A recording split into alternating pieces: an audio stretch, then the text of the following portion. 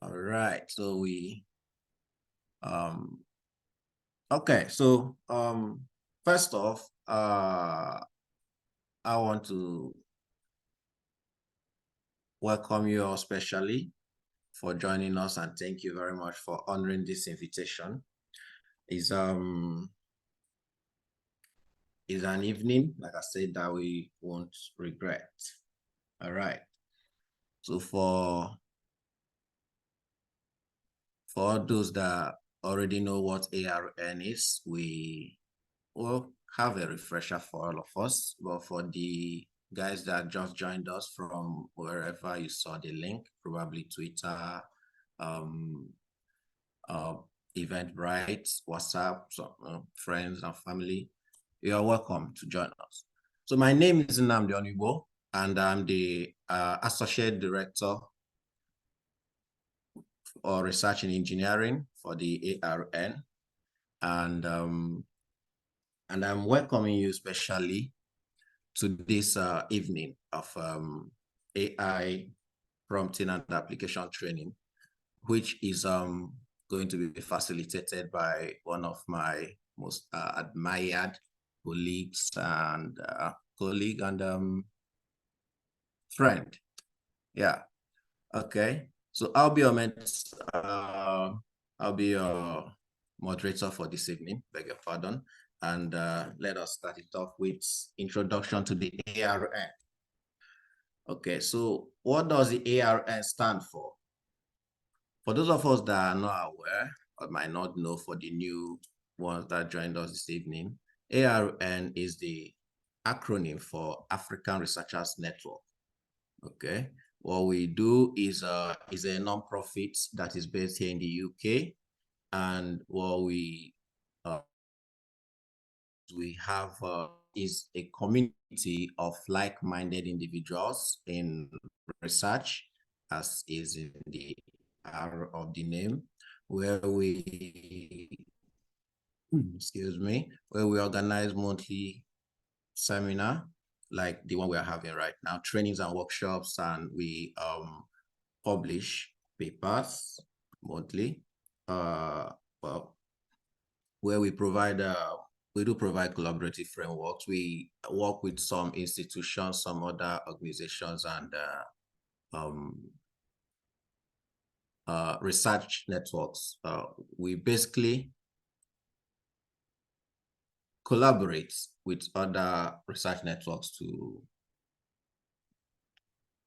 for the purpose of research. Yes, of course. And like I said, it's a non-profit. So yeah, we have a board of trustees, starting with our very own Professor Remy, and Reverend Father Patrick, Dr.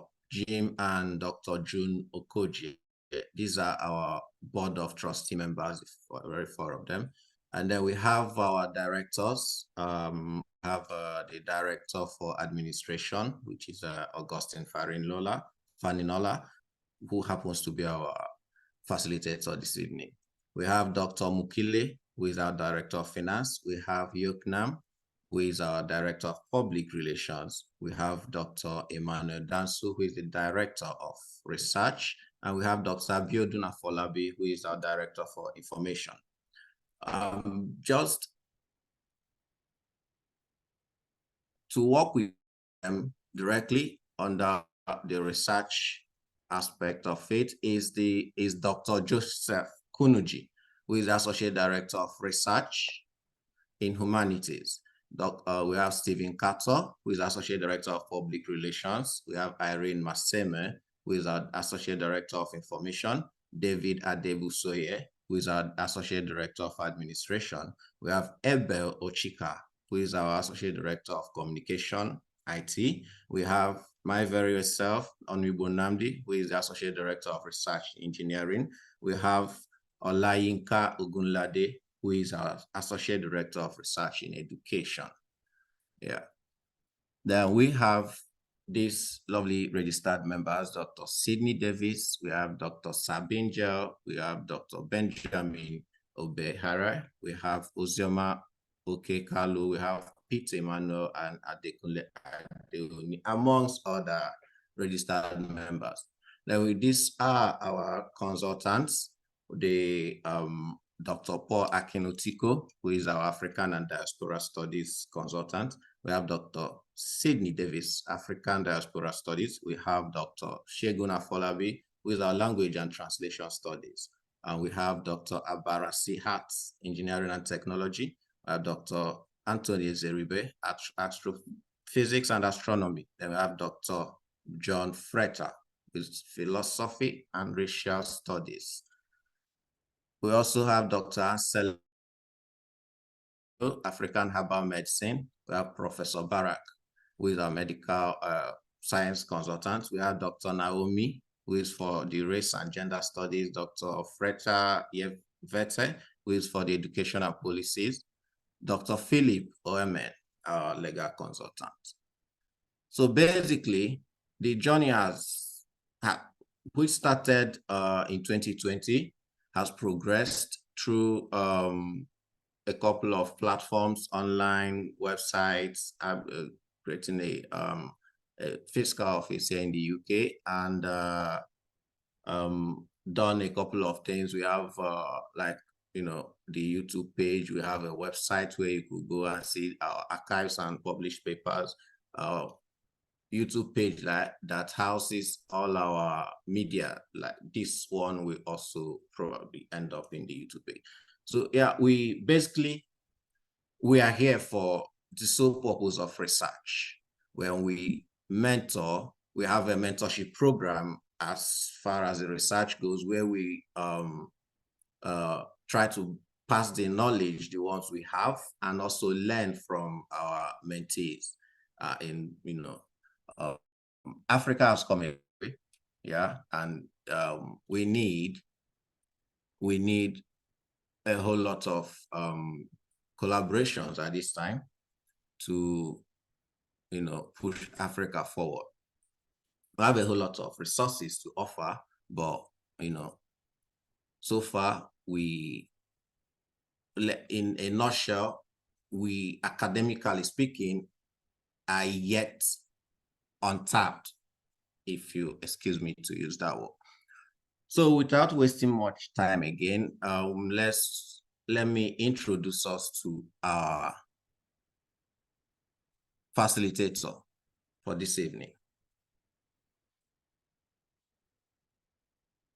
So who is Augustine? Augustine has definitely, he is a Nigerian, but he has 10 years experience working in the IT research sector towards implementing computer knowledge in solving human and institutional problems. He's an alumnus of the University of Ibadan. So excuse me. He's an alumnus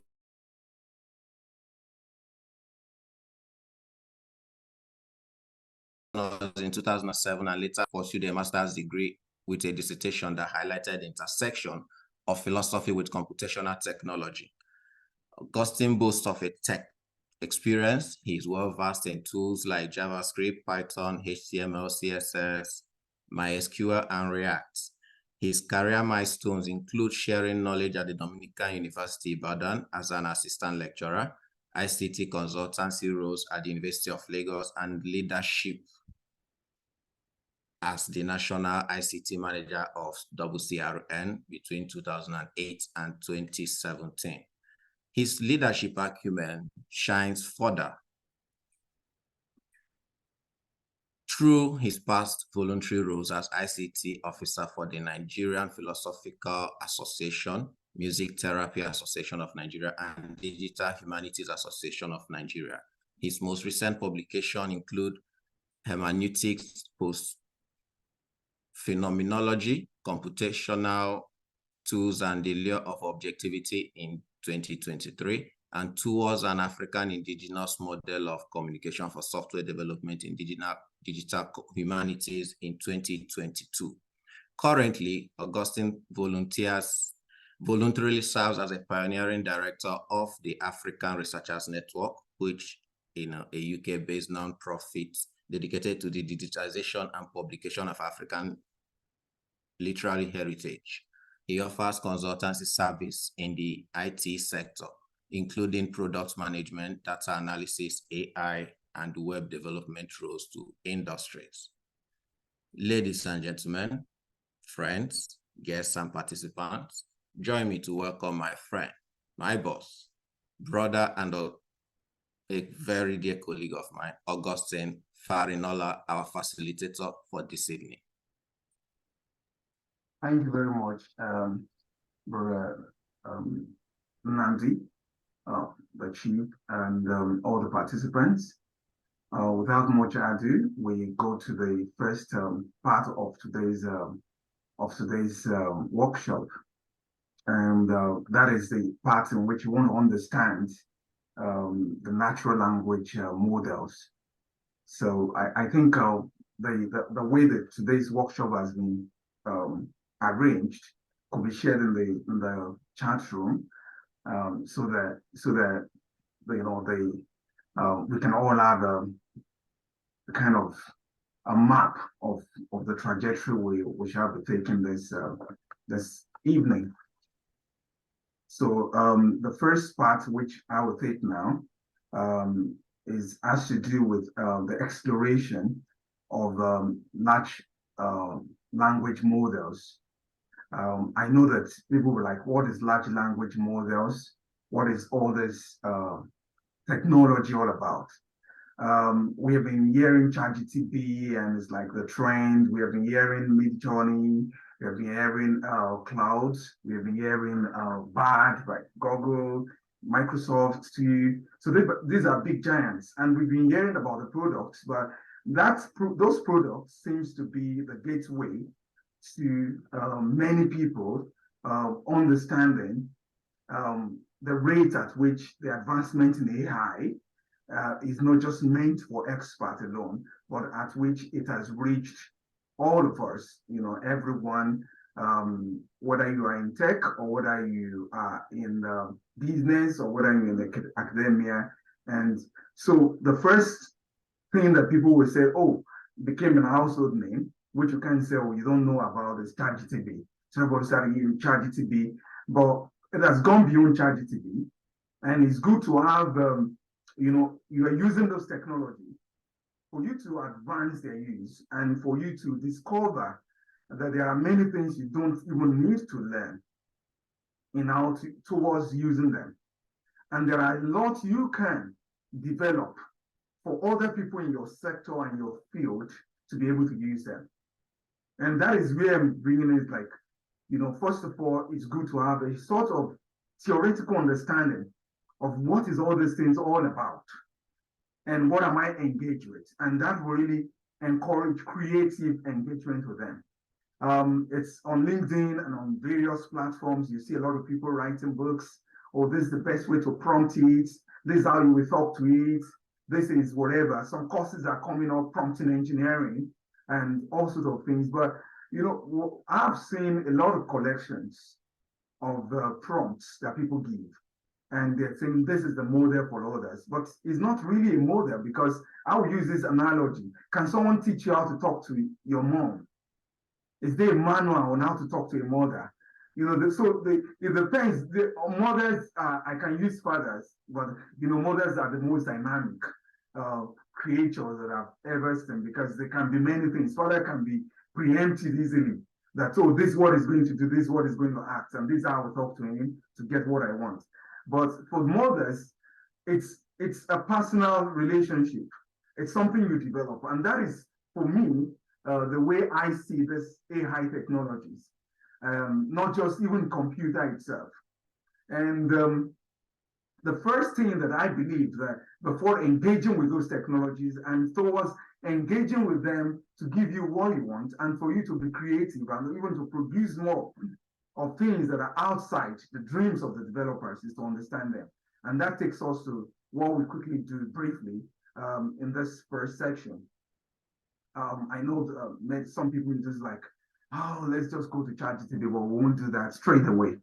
So this first section, which we call the exploration of available large language models, first of all, ask the questions that the question, what is a large language model?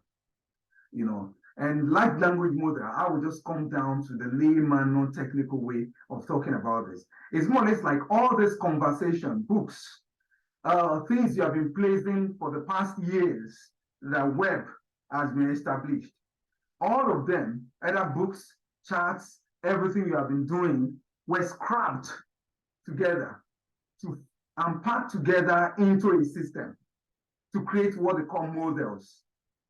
And then these models are trained in such a way that they can be able to predict what we will say next.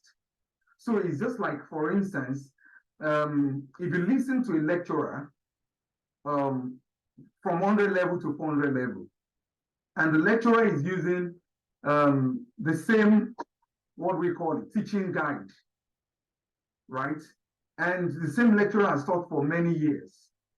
If you hear him talking about and handling a particular topic, you can predict the next word he's going to say. So he's going to use that one now, or he's going to do this. Now, what we as humans have been doing over the years, either writing books, publishing journals and all these things, articles, website content, we can easily be predicted. So you have this company as a website that is talking about what we call it, that is talking about a product. Another website that is dealing with the same product, we end up describing the product the way it is.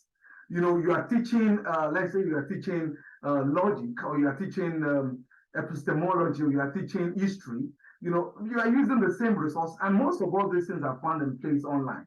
And you remember that these big companies, yeah, they have a privacy to our emails. So we have some kind of privacy, but many things we also sign, I agree, without finding out what we are agreeing to. They have access to everything, our entire life. So we talk about Google, you talk about Microsoft, you talk about, so everything packed together forms what has now been trained through machine learning to become large language models.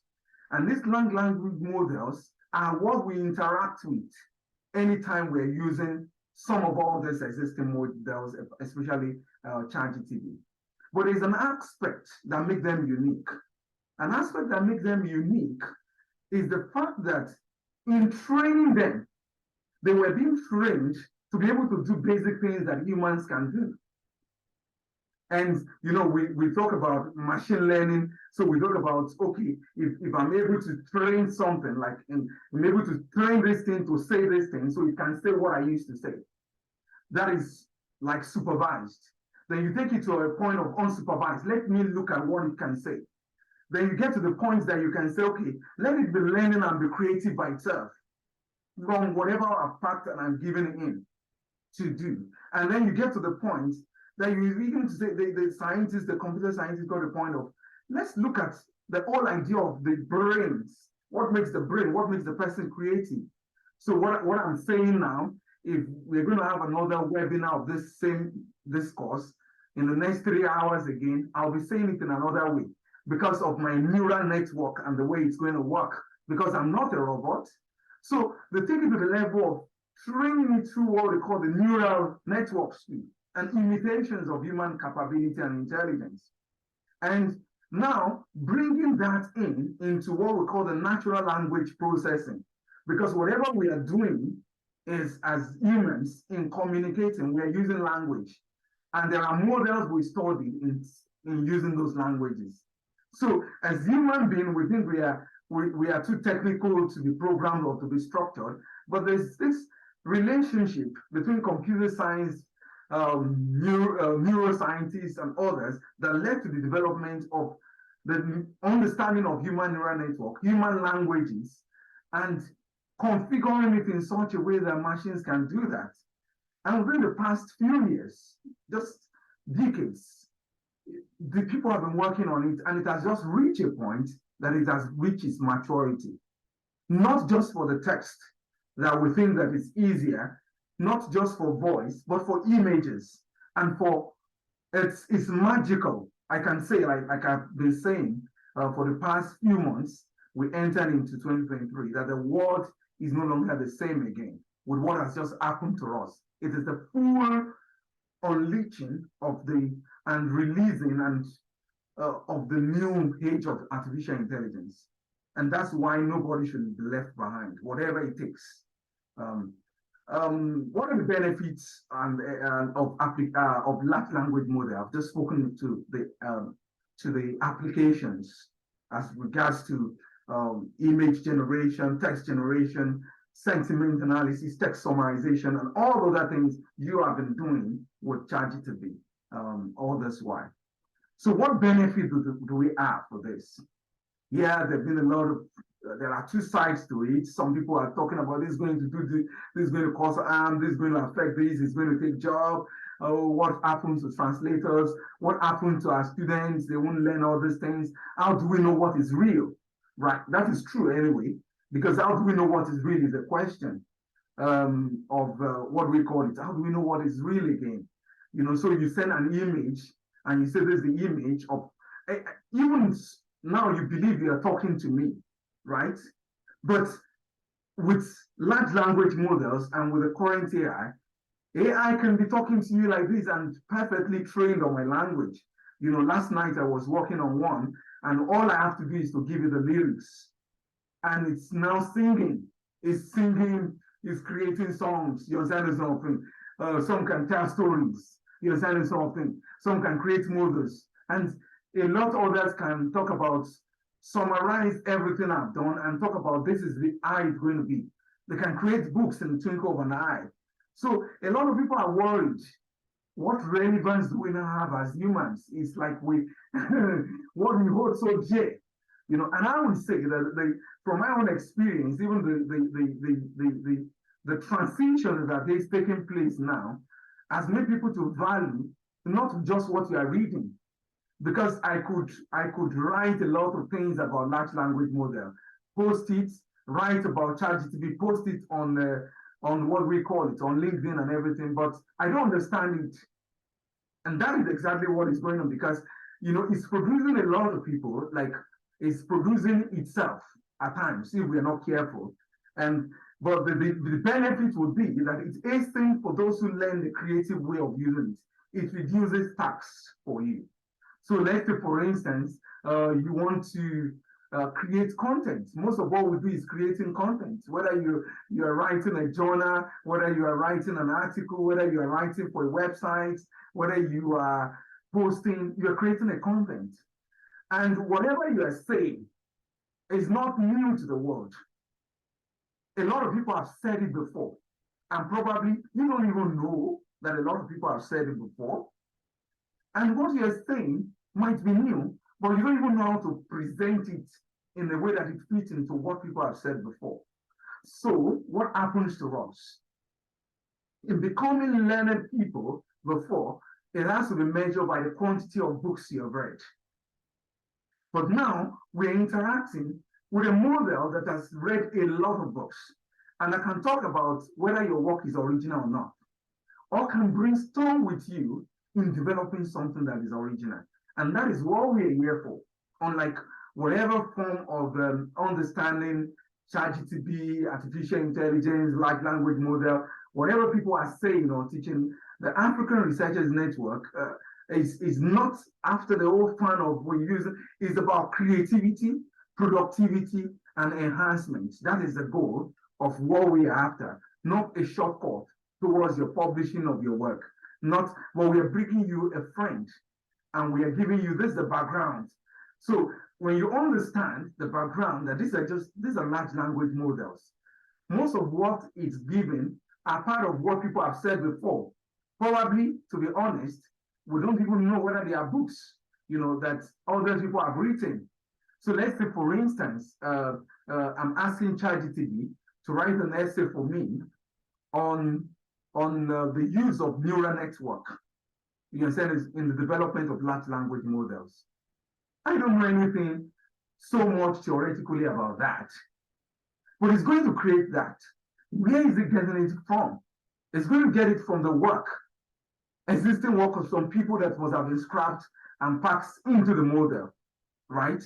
And at the end of the day, when I submit that as an essay, does that make me to know that? Now, is it a disadvantage to the instructor or to the professor? Is it a disadvantage to me? It's a disadvantage to me because I paid money not to learn. And when I get to the industry that I'm going to work with, or when I get to human conversations, I can't function. And that is why, like most of the interviews that, like, let's say, for instance, this year, and sessions, and I would say contracts or deals or some interactions that I've had this year, they don't talk about my CV again. They don't talk about my certificates. You know, I'm working currently for a firm, and they didn't ask for certificates for the interview.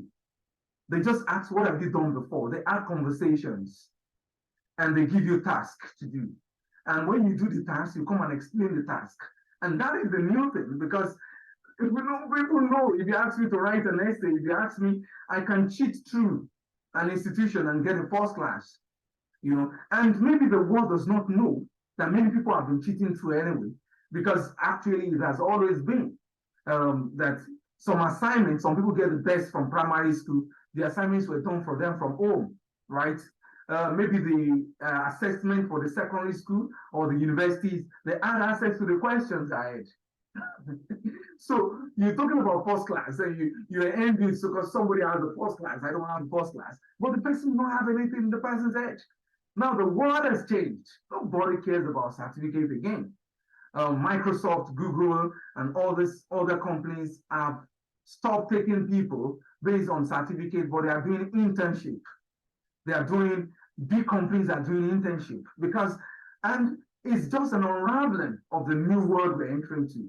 And then back to conversation. And for me, I will just add as I finish this first session, because I think there's a message from the moderator now that I have to stop at this session, you know, that the aspect that touched me most in my own understanding as an African philosopher and as somebody exposed to the history of ideas over the years in my preliminary studies before I venture into ICT and all these things, I would say that we're going back to what Africa was many years ago, that Africa were considered not to be literate.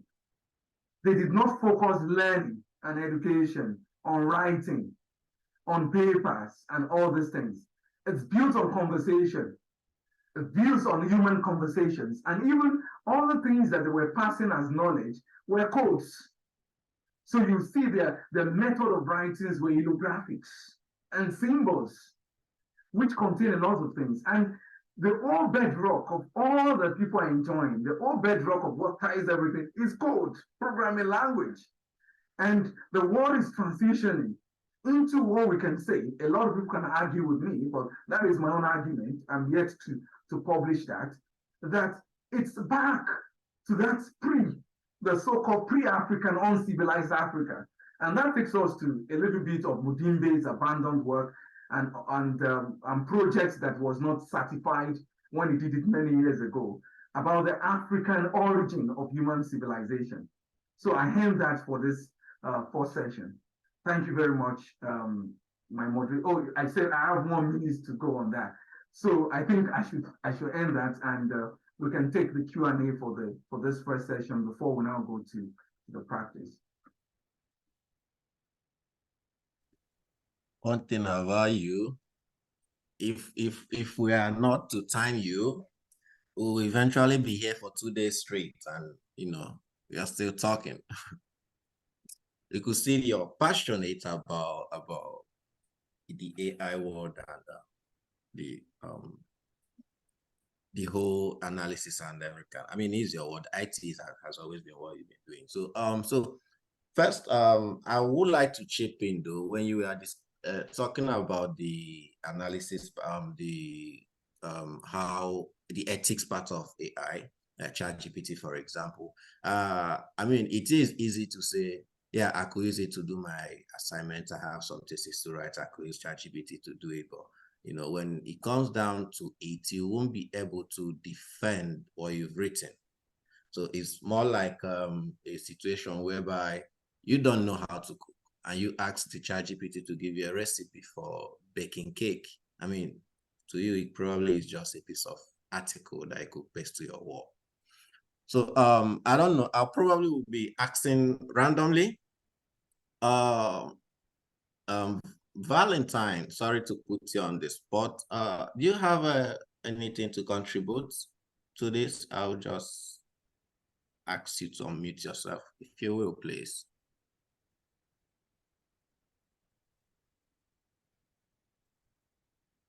Mr. Valentine, are you still with us?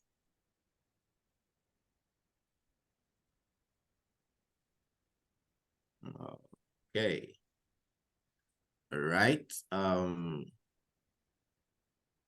don't know. Does anybody have a contribution before we head into the second session? Joseph, are you with us?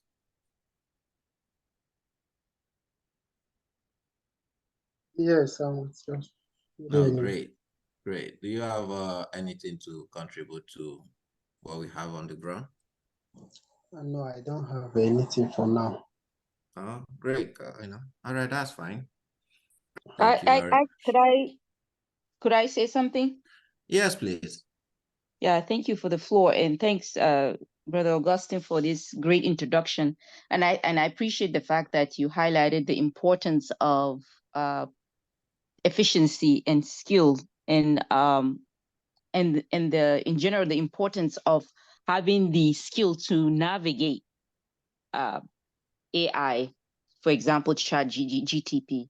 I think for African researchers, especially in a context where sometimes we do not have all the resources available, having the skill to navigate, having the skill to use AI, it will help reduce some of our stresses, I think, especially when it comes to researching. Right. But I also I sometimes caution myself. So for example, let's say I write an email, I want it to be edited. I noticed something about ChatGTP. It doesn't express the feelings that I'm feeling when I write the email. So what I would, so it's a machine, of course. So what I would do is I'll go back and edit it. So this goes also back to your point, Namdi, when you talk about how can you defend it? So, I wonder, people who rely on machine, whether their work would be substantive enough for them to be able to speak on it. So let's say someone used ChatGTP for their dissertation. The dissertation will look okay, but then you may get a passing mark. But then when you're done with it, you will be an illiterate PhD. You see my point?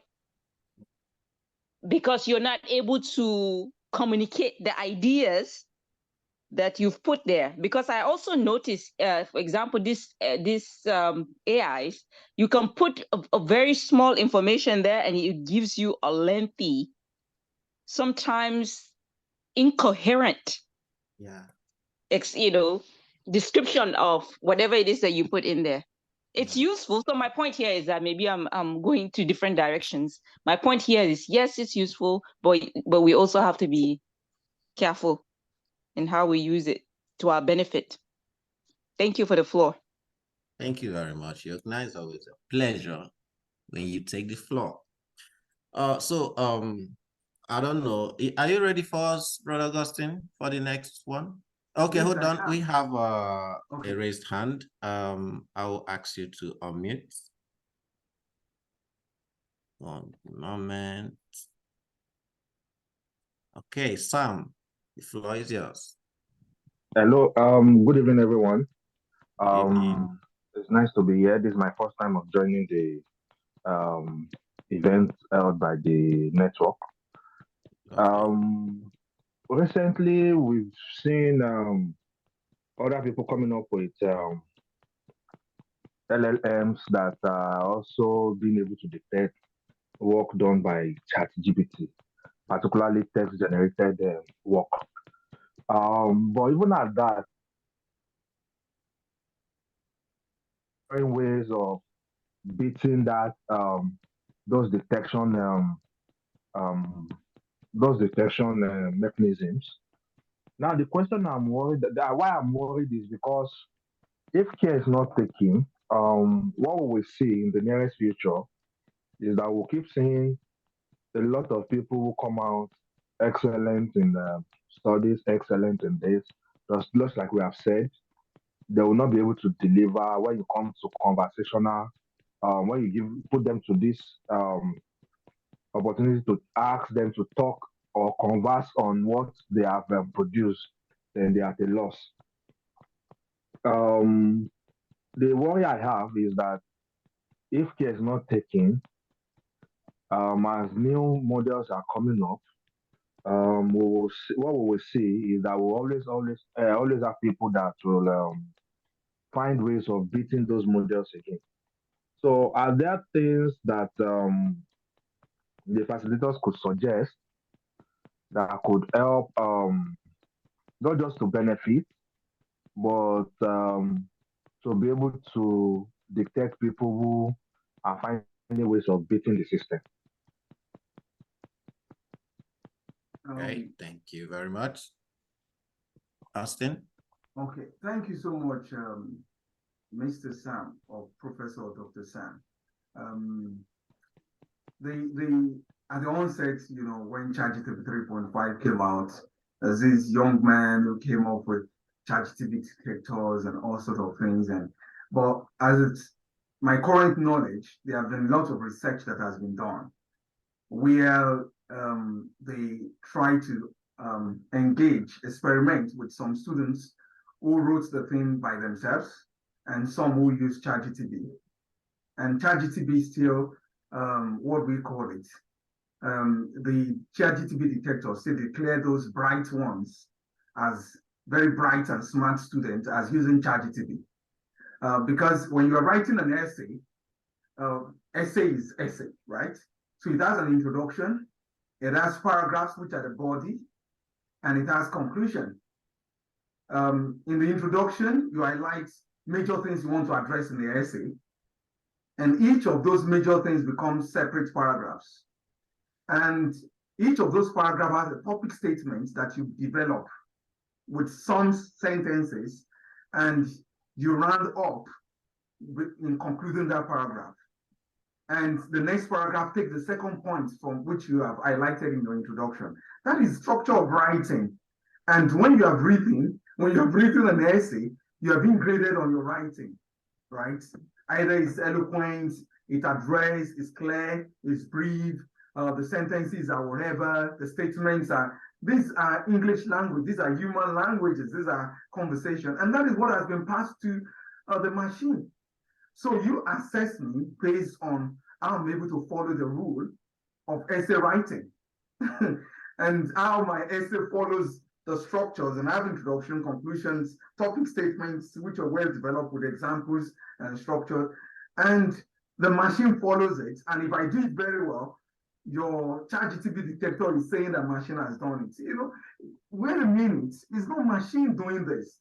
It is what we do that has been passed on. So no effective means of actually saying you have detected what ChatGPT has done or what large language models have done.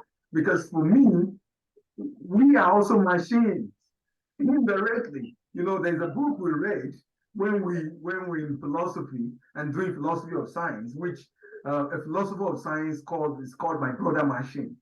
They have talked about how we are actually a machine that can be decoded and that can be scattered.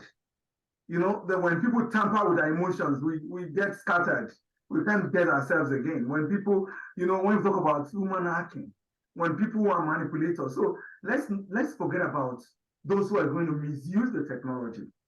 And let's focus on those who are going to use the technology. So if I'm teaching students, well, Mr. Sam, that are using the ChatGPT to write essay and submit to me, I will be so happy now. In reading it, I also learn one or two things. If it's perfect, then whatever. And then I give the student the grade. You're going to graduate.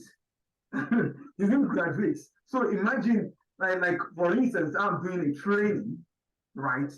I'm doing a training on Google Cloud platform. And I'm being given some assignments, right? I'm being given some assignments that that are going to be used to evaluate me before I'm certified.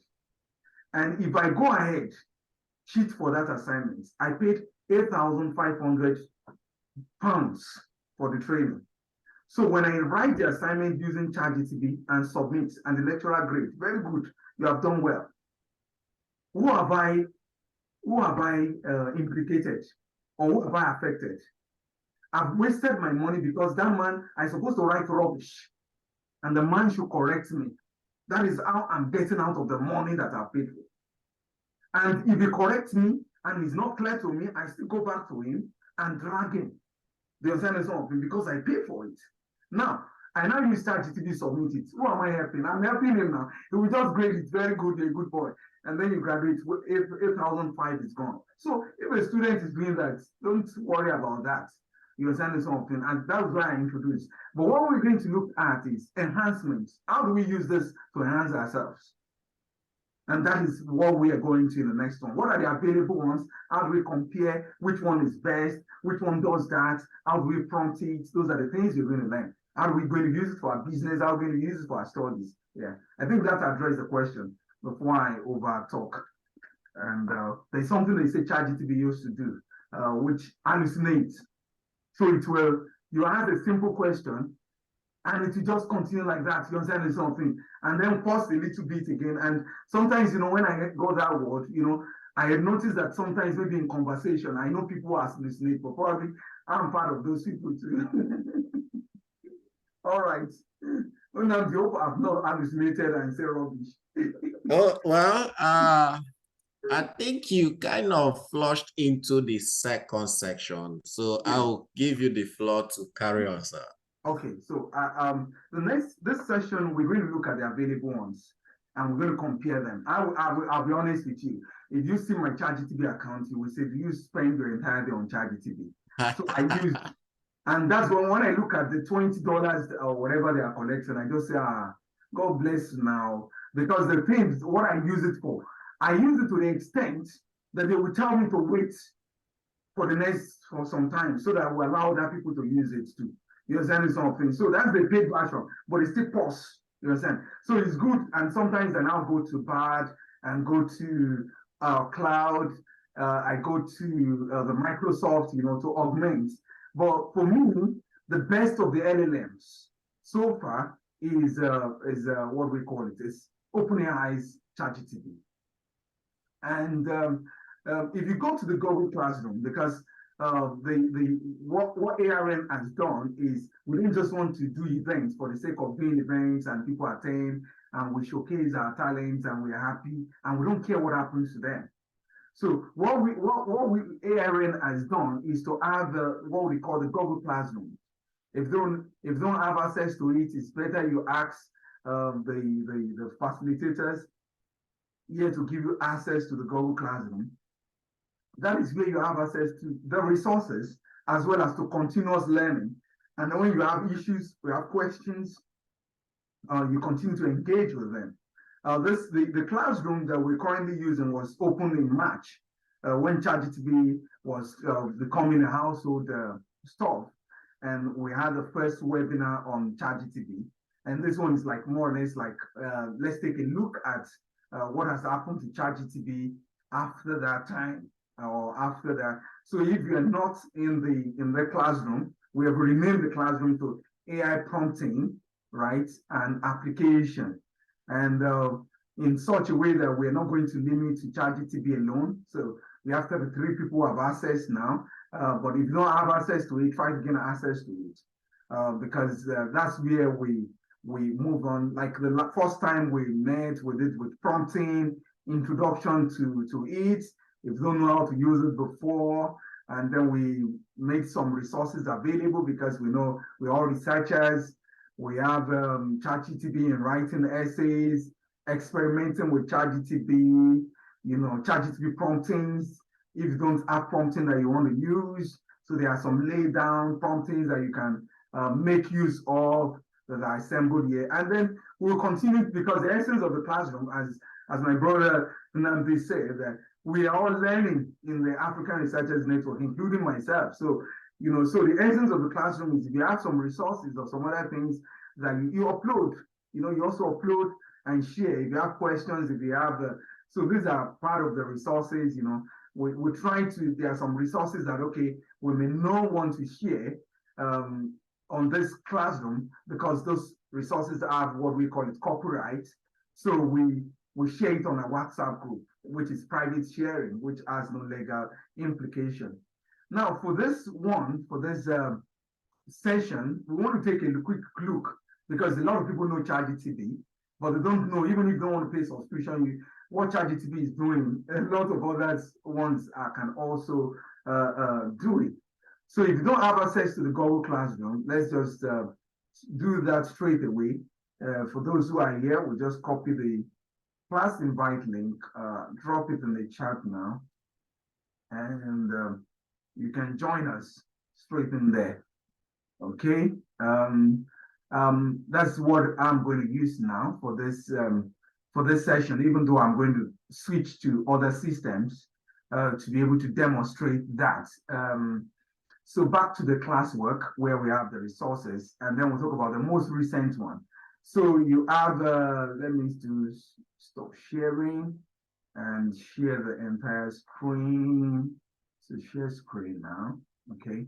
And so we go to the first one. Let's talk about ChatGPT. Let me use slides to talk about that to make it faster. Okay. Translation F5. Okay. I'm supposed to continue from where we stopped before.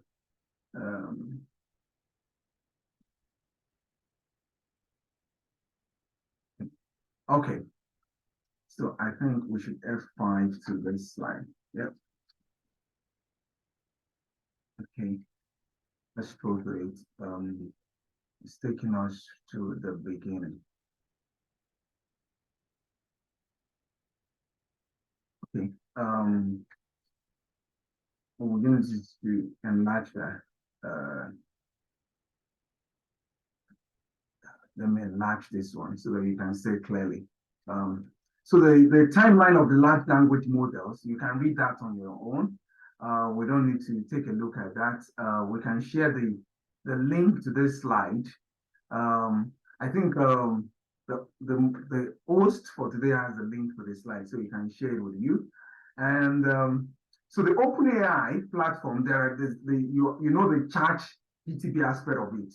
But if you're subscribed to it, you actually have an access to the OpenAI playground and all these things. Why I make reference to that is because you will need the API in the third session. So you can always get your API from it. So you just write OpenAI, not ChatGPT. So you OpenAI and type on your Google and go to the website and log in.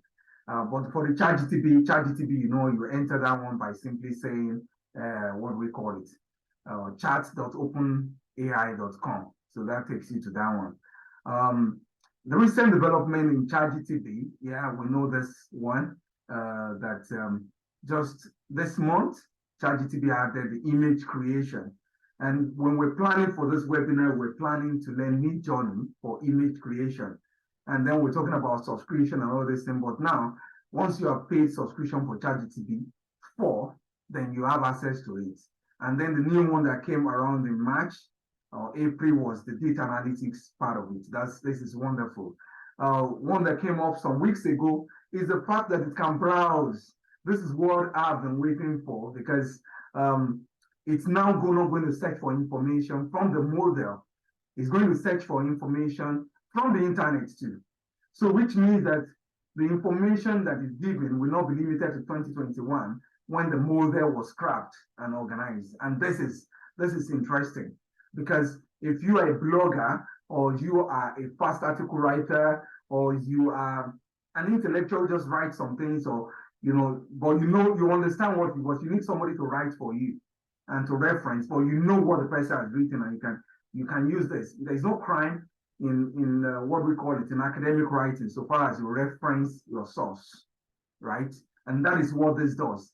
I know some people complain about ChatGPT. If you're using ChatGPT 3.5, you complain because ChatGPT 3.5 is can I use the word, it's just a trash that is just made for commons, for people just want to play with ChatGPT and whatever. Unless you pay and you have access to 4 that you are dealing with, you are using the real models as well as you're engaging. 3.5 is just a sort of thing, and when you're engaging with it, you're also building, you're also working for them. So if you think you're not paying to use ChatGPT, you are indirectly working for OpenAI company to reinforce and to train the model which others are using in ChatGPT before. And and then the most interesting part of it is also the plugin. I hope they have access to this classroom. No, not to the classroom, to the teaching, what we call it, to the teaching PowerPoint. Let me see. Yeah, there will. Okay. If you can share it so that I'll be able to jump some things and they can exploit themselves in the area. Like I want to jump, I want to refer to the other aspect, which is the plugin of ChatGPT, which I have in the slide, but instead of opening those plugins one by one, which is the other aspect of the ChatGPT 4. So if the link to that PowerPoint can also be shared with them, that would be great.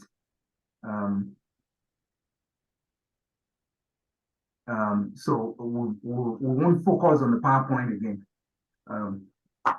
Yeah, is there? Oh, you have shared it. Yes. The link to the PowerPoint.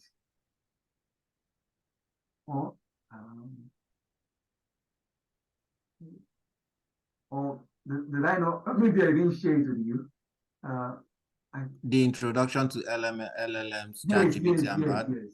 yeah, I've shared the link. It's on the yeah. Thank you. So you can go to the PowerPoint so that we'll go to the practice aspect of it.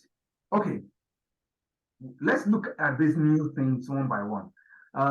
Let's say you have access to ChatGPT before. If you don't, I don't work for ChatGPT and I'm not advertising their product, but I will just beg you, please, it's worth it, even if you will deprive yourself of what we call it. You deprive yourself of an outing or a meal. It's worth giving them that 20 something, whatever, and then you should have access to this now. For this now, if for instance, if I ask ChatGPT 3.5, right, and I says one of the things, right, create a draft of the course outline for my module entitled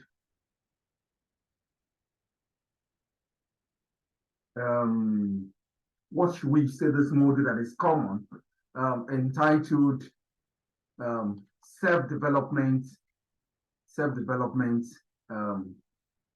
skills for academic scholars.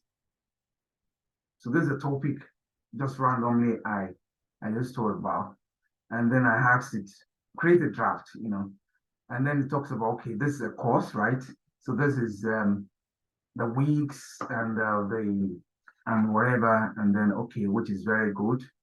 I'm going to look at it and say, okay, is this exactly what I want them to, and that I have in mind? Okay, understanding their self-development, awareness, right? This. Then I want to develop it further. Then I copy, but I'm using 3.5 anyway. So let's take this to 4.0 and then be able to see what difference it's going to make. So we take this,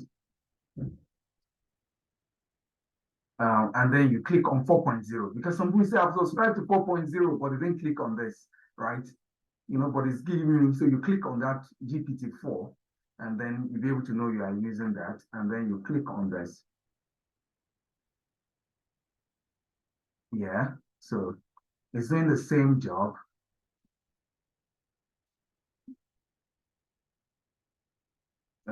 The difference is is you are asking it, you have two TAs, or you have not two TAs, or two PAs. One is a secondary school graduate and another is a university graduate. And then you give them the same work to do.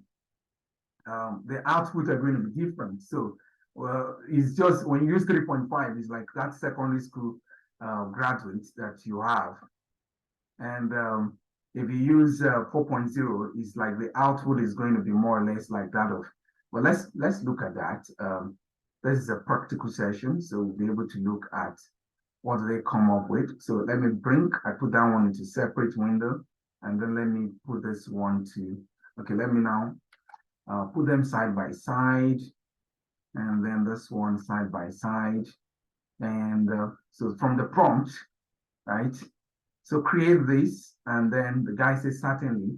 Then you see 3.5, so certainly started saying lots of stories before it started working. And then started with course title, no design, no pattern. This one just says certainly, yeah, there's no need to talk about and be repeating what you have said before. So this is the course description. So it empowers academic scholars. This one says the course is designed to empower your sense. So there's this repetition with the essential self-development tools and strategy by the end of the course. So through the combination of this, so by the end of this, guy is more intelligent, throwing with more models, and then it talks about the module, because it realized that I was talking about the module. You're saying this sort of thing. So it's not like, and it's close to it. So introduction to self-development in the academia, because this is now narrowing it down. Because but this one is just talking about, and most of the 3.5 just look at basically self-development and trying to look at what could fit into that. But this guy, you understand the unique challenges and opportunity that face the academic scholars, the importance of continuous learning. So if you check that module 1 and that week 1 of this one, you realize that the first guy, 3.5, has just written trash. You understand this whole thing? And then the 4.0 has given you something close to what you actually have in mind. And then the about assessment and strength. It is also assessment and awareness. And then talk about tools and method for assessment and all this. And then the goal and all that. So obviously there is no need to overstate their performance. They are on different modules and different intelligence level, and then this one, so this causes a draft or whatever, it's still repeating and all those stories. Those are kind of thing. And then it's talking about grade policies, assessment methods. They do ask for that, So those are some of the things that a lot of people, when they talk about 3.5 or talk about what ChatGPT is doing, they're talking about 3.5. It's giving you unnecessary thing and wasting your time before it will tell you your time has passed or it will stop booting. That's the disadvantage of the free model. So what we do, we get rid of that free model and we close it. So we take ourselves serious by facing the 4.0. Now, if you're developing this further, like I will take the next one, because the guy is, there is this awareness in this page, right? There's this awareness by the model and the interaction that we're having. Currently, we are talking about self-development in the academy. So this page, now maybe somebody just asked you, oh, you're using ChatGPT. Can you help me to find out something about climate change? Don't type it into this window. Open a different window for that one. You send, and when you close this window, it's like it has lost the trend of the conversation too. But for now, it's aware and is fully conscious of what we are working on. And then if I take this module 1, if I just copy this module 1 that is given, but before then, I always want to tell it to breathe, to breathe, just give it some instruction to calm down. Please breathe in, breathe in and out, and be calm, and be calm in giving your responses. I will be providing you with some detail, some aspect of my course. It's understand the course we are talking about, and you will provide comprehensive content for my students. Are you ready? Sometimes it understands this, and it's different from when if I just give it a next prompt, they send me something. It understands this, and it's still, of course, you know, I'm always ready. Please provide me the aspect of the course, you know, and then I'll do my best. From now on, I don't need to prompt it so much again. I will just start giving it those aspects of the model. So I take this first one, you know, and give it, right? So I give it to it, and then it takes that. That is, you know, give it this bullet points, understand that he's understanding the role in the academia, what's the first definitions, the role, the unique challenges, and it highlights and all these things, the importance of the continuous learning. You know, these are aspects. These are aspects of my research that I really want to work on, right? And if I take this, that what we are doing is brainstorming. And whatever is giving me is not stealing it or getting it from anywhere. It's the prompt and the interaction that we are having. If I said I've copied this, like, you know, I've copied this, I can give it the next 2, I can give it 3, I can give it, but I can also narrow down to the first one that he has done. Because what he has given for the subsection of it is to talk about some points about the workload, whatever. So I can take it deeper, but you know, the script is going to be confused because I could try to work on it all that day, because that's how programming also works and how some of all this thing, and it won't be confused. So I'm meant to take the way I've given it module 1, give it module 2, give it module 3, module 4, 5, 6, 7, 8, 9 to 10. Then I can now take that module 1, start working on the subsection of it, you know, to develop it further. And I will tell you, a lot of ebooks that are coming out now, they were developed with this. And a lot of people don't have problem in buying them because it's information they are looking for. So it's a good aspect, and you have the authority for it. That's been fought in the courts and won that whatever ChatGPT produce for the users is an intellectual work of the user, not the ChatGPT. And where some challenges may come in, like let's say for instance now, I'm an academic person and I want to write the first aspect of this module. I want to write it, and I want my students to see references to whatever I'm saying. So I'm going to take this now and take it to another aspect of ChatGPT before, which I'm going to use for that. The one that will provide references for me, the one that has access to the internet. So if I take that now and let me just duplicate this one, the slide here, and go to a new chat for, and then I take the one that browses. So I take this one. Now the one that browses, then I want it to write on that first aspect. You know, whatever I'm doing, I may be copying it to Word or to anywhere I want to add it. But now I give a space above it and says, give it the context. Please write an essay or an article, because each aspect of the work will be an article on the topic below, ensuring that you work with the scope, because so that it won't fall out of the scope of, you know, it's a new page, so you don't understand the previous conversation. So within the scope of the description below,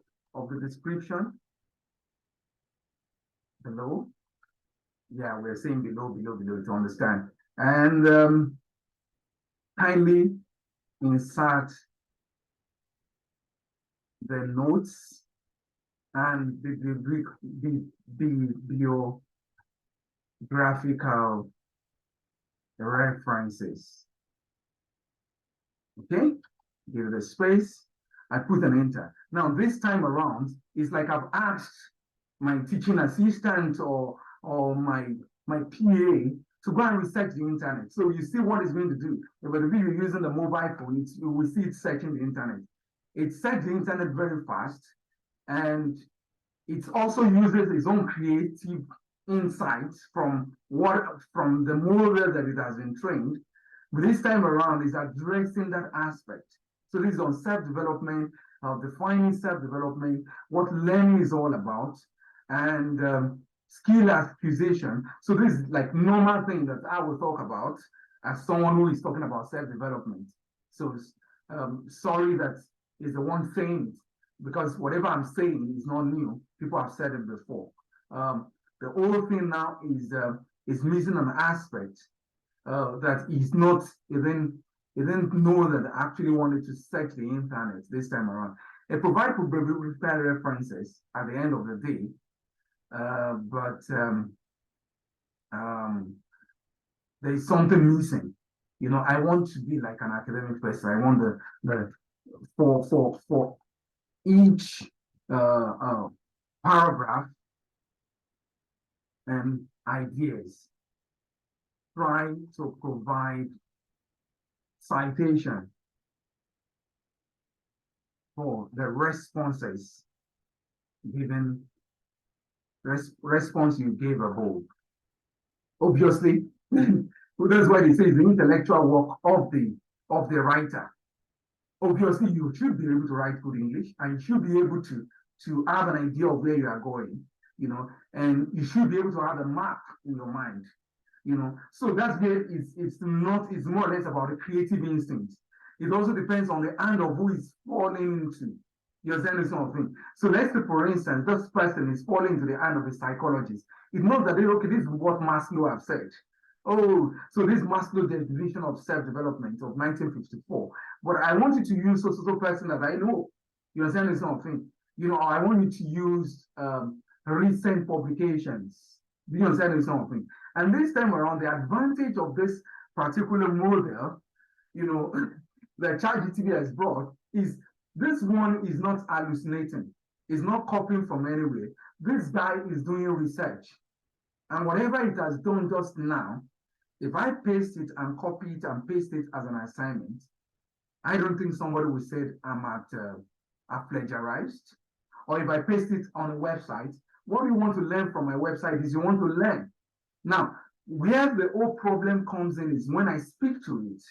If I'm reading it out, self-development as a term that finds its root in, you know, but if I'm speaking to it, you understand something, you know, that is where you will know that I have an understanding. And there is nothing wrong.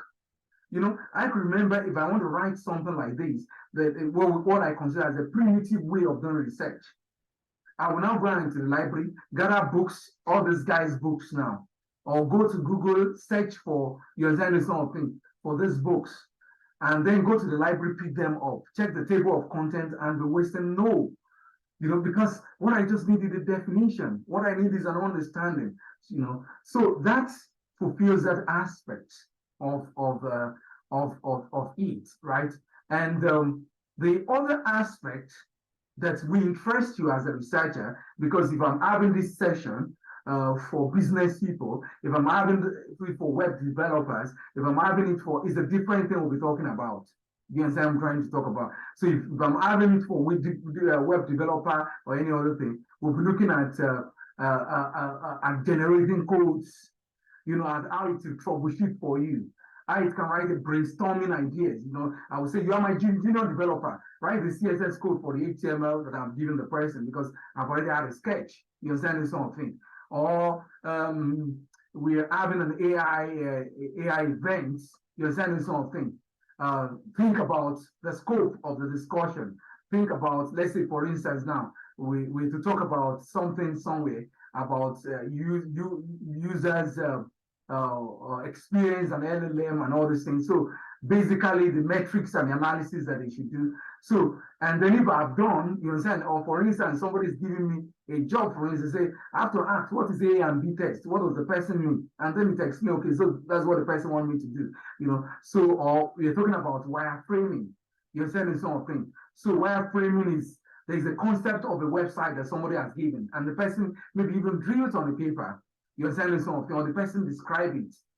So this time around is combining different aspects of the models of this ChatGPT before to be able to get that done, you know, or reconstructing a task. You're sending something. So this is an assignment. This is a kind of a task, and I give you the image, and I will say, look at that image and try to fix in the answers to the questions. You're sending something, and so I've read the image. You're sending something. The image depicts this and that and that, and then this is what it's saying. Now it's left to me because I'm the human person that is doing that. So you see, I serve in different roles, right? But I leave the time that we're spent on for the research aspect. Well, it depends on whatever you are using it for. And some of this, like the prompts that I have generated, those prompts I did not generate it from. I didn't read a book on prompt generation.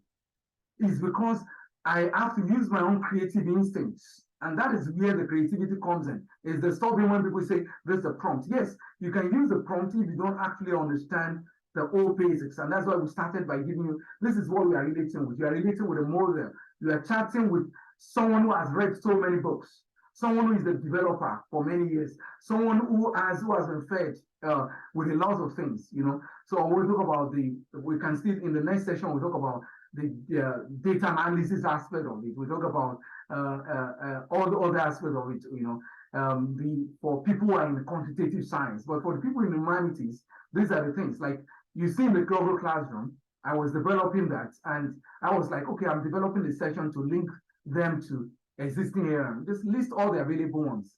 And you remember, I used the one that browses. So you check the internet and provide a URL. You understand this, which I said provide the URL, because the goal is I want people to have easy link to have that. So I don't need to go online and be looking for the URL one by one and be copying into Microsoft Word, And apart from providing the URL, it also provides, these are the reference where I know that LLAM exists. I'm not the one that fabricated it. We can read it further here. And I can click on this and it takes me to that website to be able to see that. When we get to the next session, we're going to look at the plugins. That's another aspect that is relevant for the researchers and for people in academia. How do you have access to all this, what we call it, like Coursera, like journal access, that you go to the website to look for a journal. Do you want to know if somebody has written, you want to do literature review? So how do you bring plugins into this? Now, various companies and enterprises have connected themselves to ChatGPT so that you can interact with their database and with their server in a faster way, rather than checking Google and all these things. And that's what we're going to look at when we take after the question and answer for this second session. Thank you very much. Thank you very much, Augustine. Okay, that was, well, I thought we rushed the first part, but this bit kind of feels rushed. So I imagine we have a couple of questions. Please, if you can raise your hand so I could call you up. If you have questions, of course. But meanwhile, that was lovely. That was so much exposed. I learned a couple of things. Each time you present, I do learn a whole lot of things, actually. Yeah. I remember the first day I got introduced to ChatGPT 4. It was over this kind of discussion, and before you were done, I already subscribed. Yeah. It's lovely. But the thing, about, I know that most of us, the researchers, that we already seen what ChatGPT 4 can do. I mean, we've just seen the aspect of it. I see you, Sam, in a minute, please. We've just seen the aspect of ChatGPT 4, how it could connect to the internet and give you real life information and with references and stuff. It gets scarier though. When we head into the next session, you get to understand more. So let me, Sam, over to you. Let's see if you, okay, great. Hello, everyone. I'm not surprised with this demonstration we've had today. I've been able to also interact with ChatGPT 3.5 previously, and I've been able to also prompt it to go even further. But with this demonstration I have now with the version 4, I'm really, really impressed. I've never seen the need to subscribe to the version 4, but with what I've seen now, I'm likely going to do that any moment from after the meeting is over. But what I'm looking at, ChatGPT can read images now and analyze and give you text generated this thing. I would also like to know, is it that ChatGPT will also get connected to the plugins to give images and other kind of um, output other than text? Or is there a way around that? Okay, that was okay, that's cool. Brother Augustine, do you want to answer this as a standalone, or do you want to answer it and flush into the third part that happens What's the question? What's your understanding of the question, my brother? Okay, so he's asking if it's only chat that is this only picture output that ChatGPT can give us, or basically if there are other ways around. I'm thinking maybe a graph, perhaps. Okay, that's where we're going to the next session, where we use ChatGPT for data analysis, for mathematical aspects, and so we address that in that session. Yeah. All right, floor is yours. Okay, so we go to this next session. Before we go to the next session, I would like what do we call it? Make reference to all of that tools. For those who cannot subscribe to ChatGPT for one reason or the other, most of what this ChatGPT 4 can do, you can also still achieve that. You can use cloud, cloud.ai. You can use that.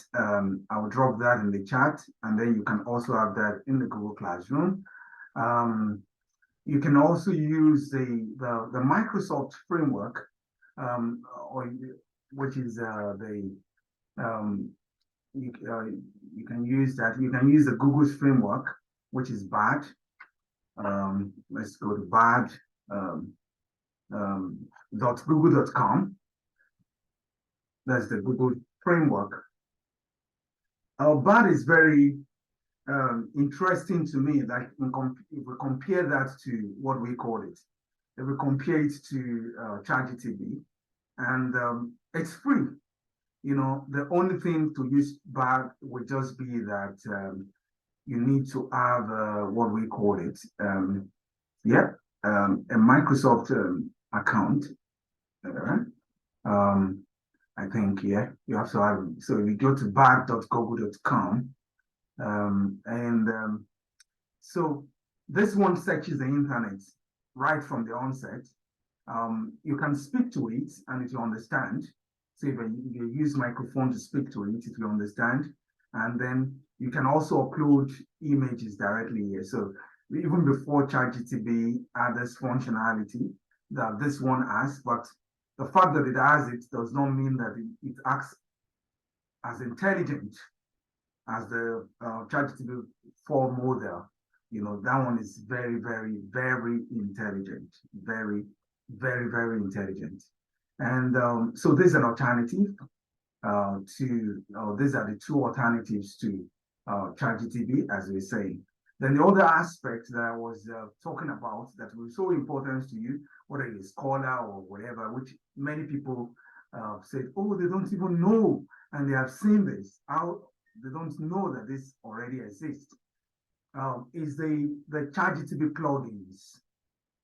I have some screenshots here for some of them that you may want to take a look at.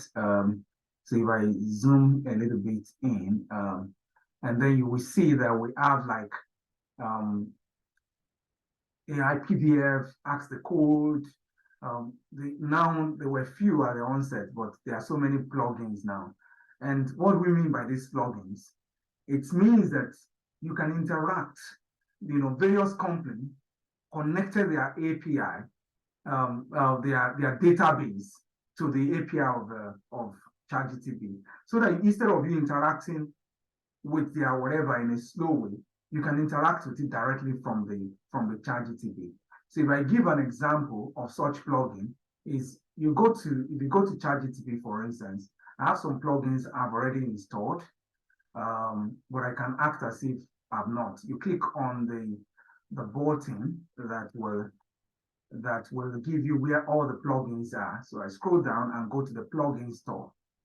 So you say, okay, yeah, I know they're trying to say, yes, it's not ChatGPT OpenAI that developed some of this plugin. It's people that put it there for various use.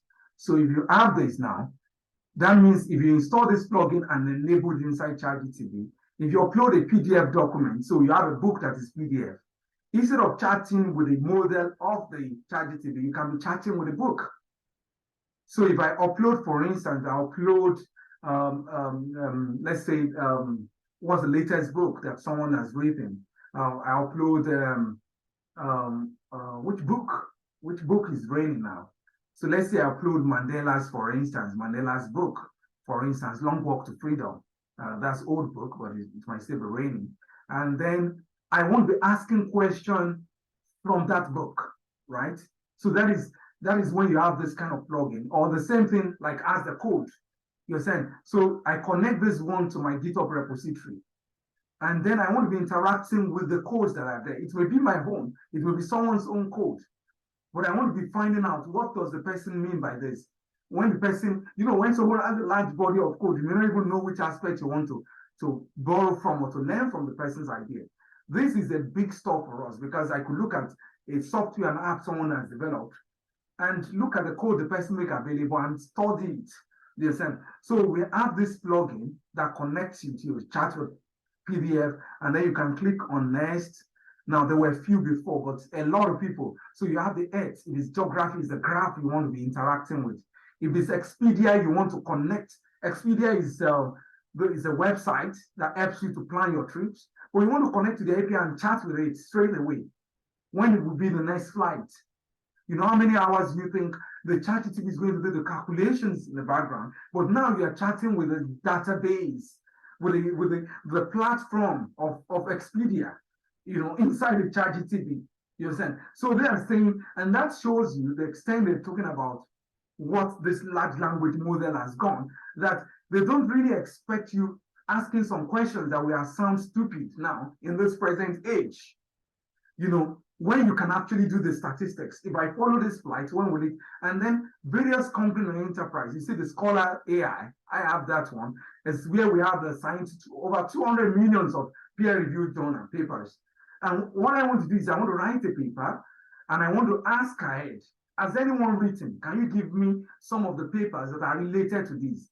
Now, if I have been searching databases of journals for many years, but I know how long it takes before, if I say search for climate change, it's going to bring in geography and all these things, but I can narrow it down and it can reach their server faster because they have connected it to this.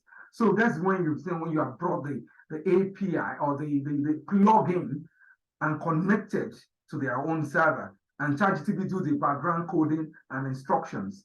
We as developers, we connect to APIs of various whatever. So if we develop a website, we connect to the API to fetch from various databases instead of running from us. And we know what to do to be able to do that.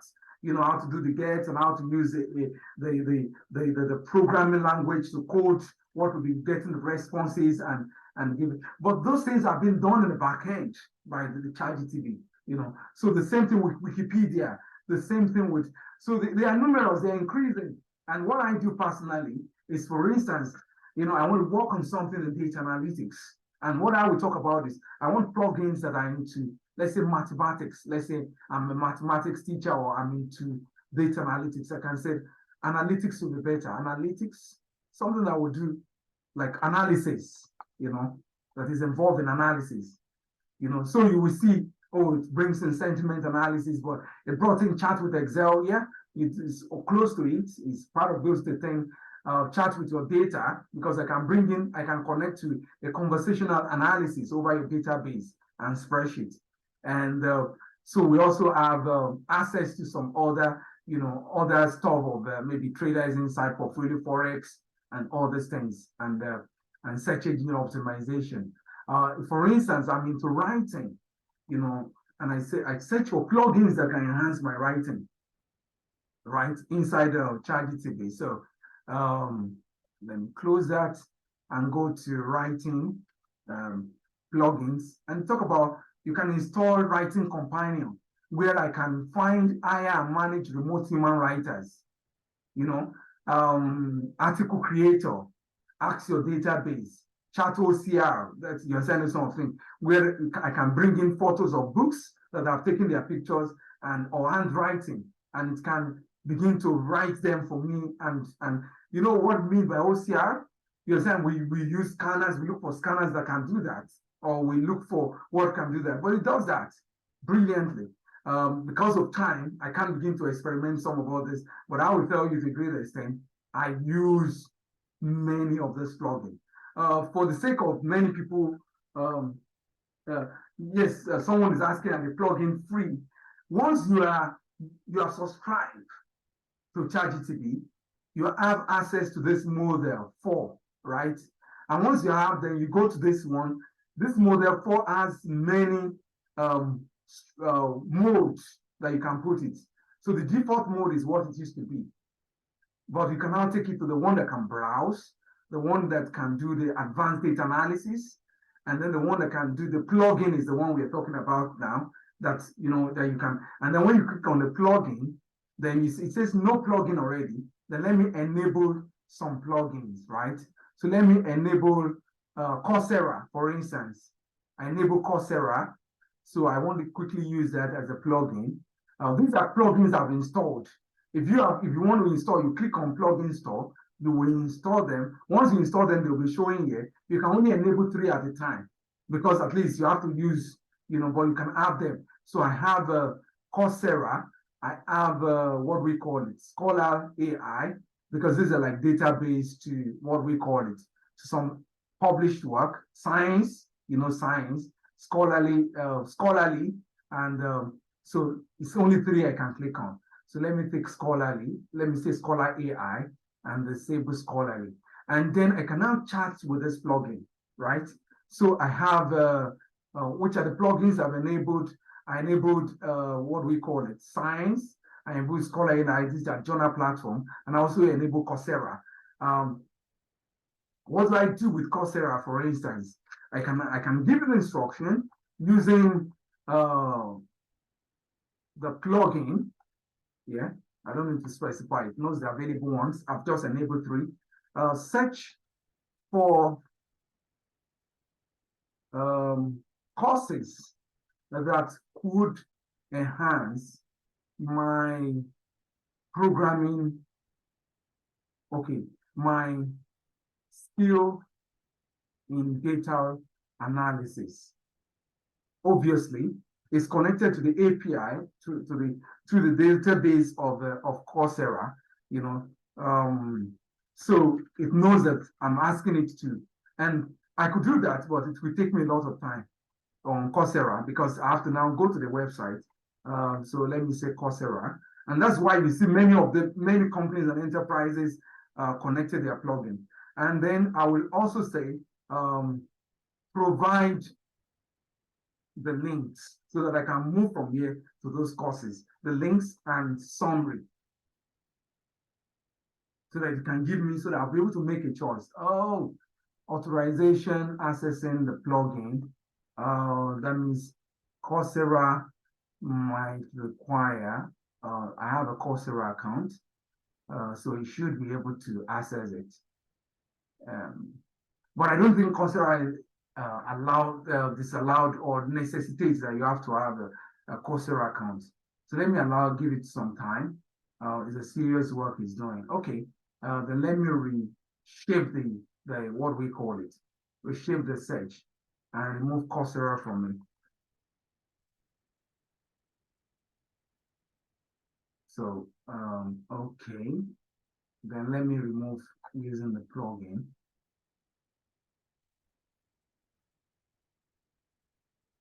Now, that's why ChatGPT gave a warning ahead that we're not the one controlling the plugs. Probably something has happened in the plug that the developer has done. Okay, let's leave that one. Let's go to the next plug. Let's say search for journal articles that talks about climate change. So let me say, and then it requires that we're in the plugin sessions. So it should use either scholarly.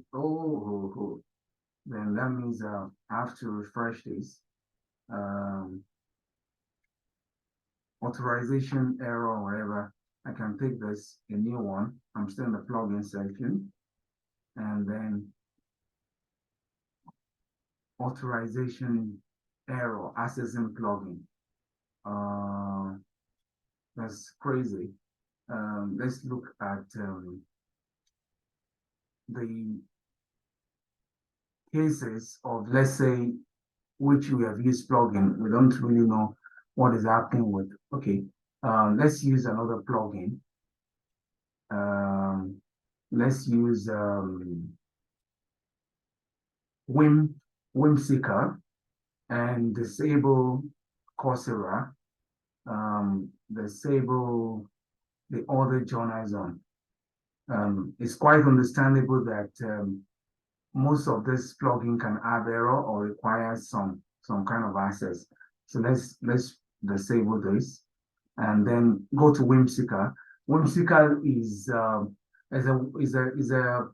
program that helps to develop sketches, right?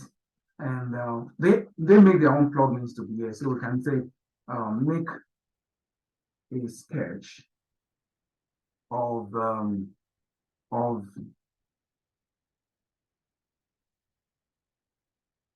a typical family setting up to 5th generation.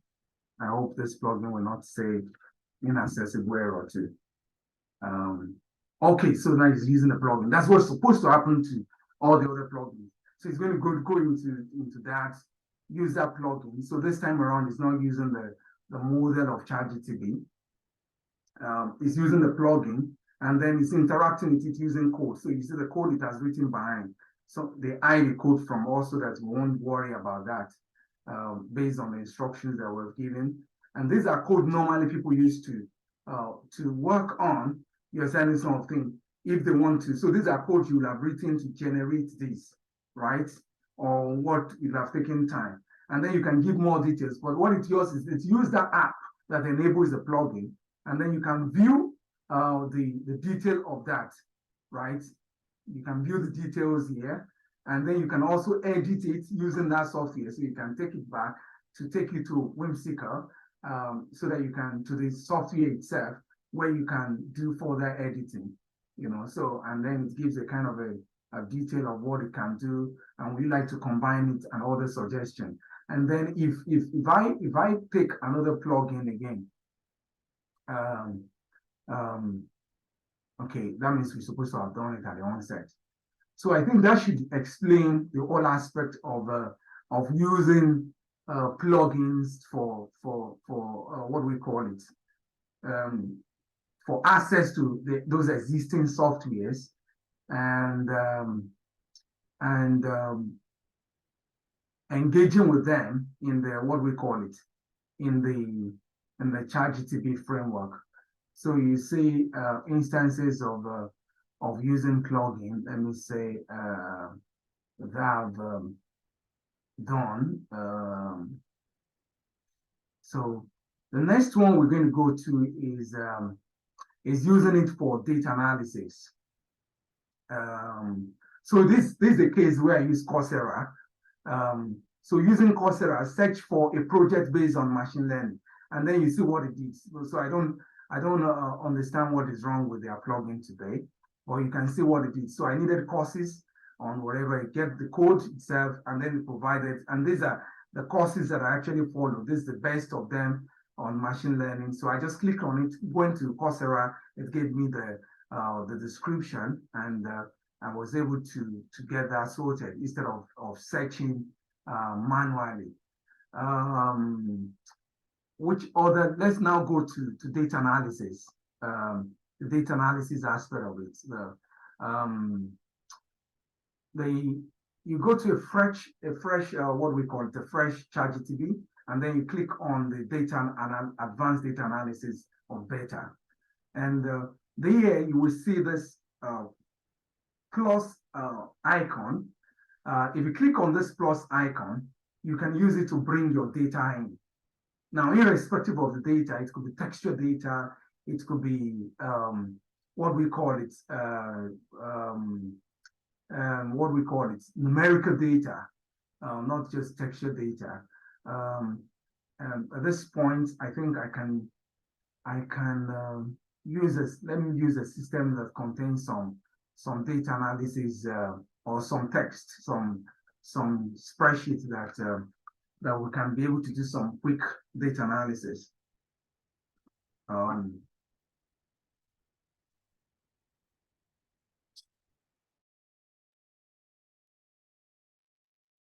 Okay. So we share screen again, and then we come to let me see where I have okay. So this is a data sheet, all right, and the data sheet contains okay. Let me not use that. Privacy sake. Okay, so let's go to okay, fresh page. Open ChatGPT here. Okay, so I'm on a different system, so I'm going to log in again to my ChatGPT account. I go through the Microsoft sign in. Good. Now, yes, this system contains a lot of data that we can use to do some mathematical analysis. So let me click on the plus that I talk about here. So when I click on the plus, it takes me to my system directory. And in my system directory, I can look for, let me look for data. So what are the data that I have here? So I can look for, okay, Afrobeat listeners. Yeah. So this is Afrobeat. This is a data scrape from what we call it, from Spotify to do a research on Afrobeat researchers. And so if we open that file itself, let's go to documents. So I've already loaded it to ChatGPT, but I just want to load it here so that you'll be able to see what so Afrobeat listeners, I can open it with Excel. Yeah. So let's Excel open that. Now, this is the data sheet, and I can tell, okay, do descriptive, in analysis. So which means like the mean, the median, like analysis of this data set. Now it's going to explore the data set, and all right, so it's going to load it. Normally the way we used to load using Panda as data analyst, try to identify, okay, what is going on. And then it says, okay, this is what I've done. It appears if the data contains 2 columns of countries and listeners. Okay, and let's proceed with the descriptive analysis, which talk about getting the summary of the statistics. And then it does that, but it hides the code. Okay, Excel is trying to do its best and blocking my screen. Excel, wait a while, we'll look at the data, but ChatGPT will understand the data already, so we'll call you back later. So chill. So let me minimize the Excel window. And so he's talking about, I've explored the data sheet, and then what I found is some are missing. So basically, you did some data cleaning. This was just mine. But from what I've done so far, I've counted all the entries, there are 184. On the average, which I've done the approximate for the listeners, which means you add and divide by the number. This is the standard deviation, this is the mean, this is 25% of the quartile, you understand the quartile range, for those who are into mathematics, and this is 75%, and this is the maximum. If you're not into mathematics, somebody can be giving you a research that the person has done, and be lying on data. You understand something? But this, you have access to the data, you feed it to ChatGPT, and you discover, you tell guy, you gave a bogus explanation, and then they provided visualization for it, because this is data exploration. So you can see from this data that the frequencies of the listeners and the number of listeners, and then I can even ask it for further insight, which is the interpretation to the data. You're saying something, and that is what we do. That's what we do in quantitative research. We spend our times on Excels and all these other stuff. And why should I still go and sit down with Excel? So this is Excel. So let me open Excel, and this is the data sheet. You understand? So I know I've analyzed the data. I've done that. This is a research that has been concluded. You understand something? But why should I be using another software to create the graph and to create this kind of powerful visualization? Why should I? So there is a way in which I also integrate ChatGPT into the Excel again, and to use ChatGPT inside Excel. You understand something? To use the maximum power of ChatGPT. So let's explore another data set. There are numerous data sets, and there are many forms of research that you may go into. It's helping. You will see a lot of people. There's no plagiarism in this. You just got an expert data analyst who is doing the job for you, and just like the calculator does the job for other things. And then before we leave this, let's look at maybe a research. I would try to look at maybe a research with a data set, mathematical data set that I have not even analyzed myself. So let me see if I will use, without using any client's work. And you realize, if you're a data analyst or you are into data analysis and whatever, and you are still charging so much, a lot of people are charging cheaper rates to help people to analyze their projects now. And they know they're going to have an assistant who is going to do that, who is going to give them the insights. And so this is an inventory data. This is an inventory data.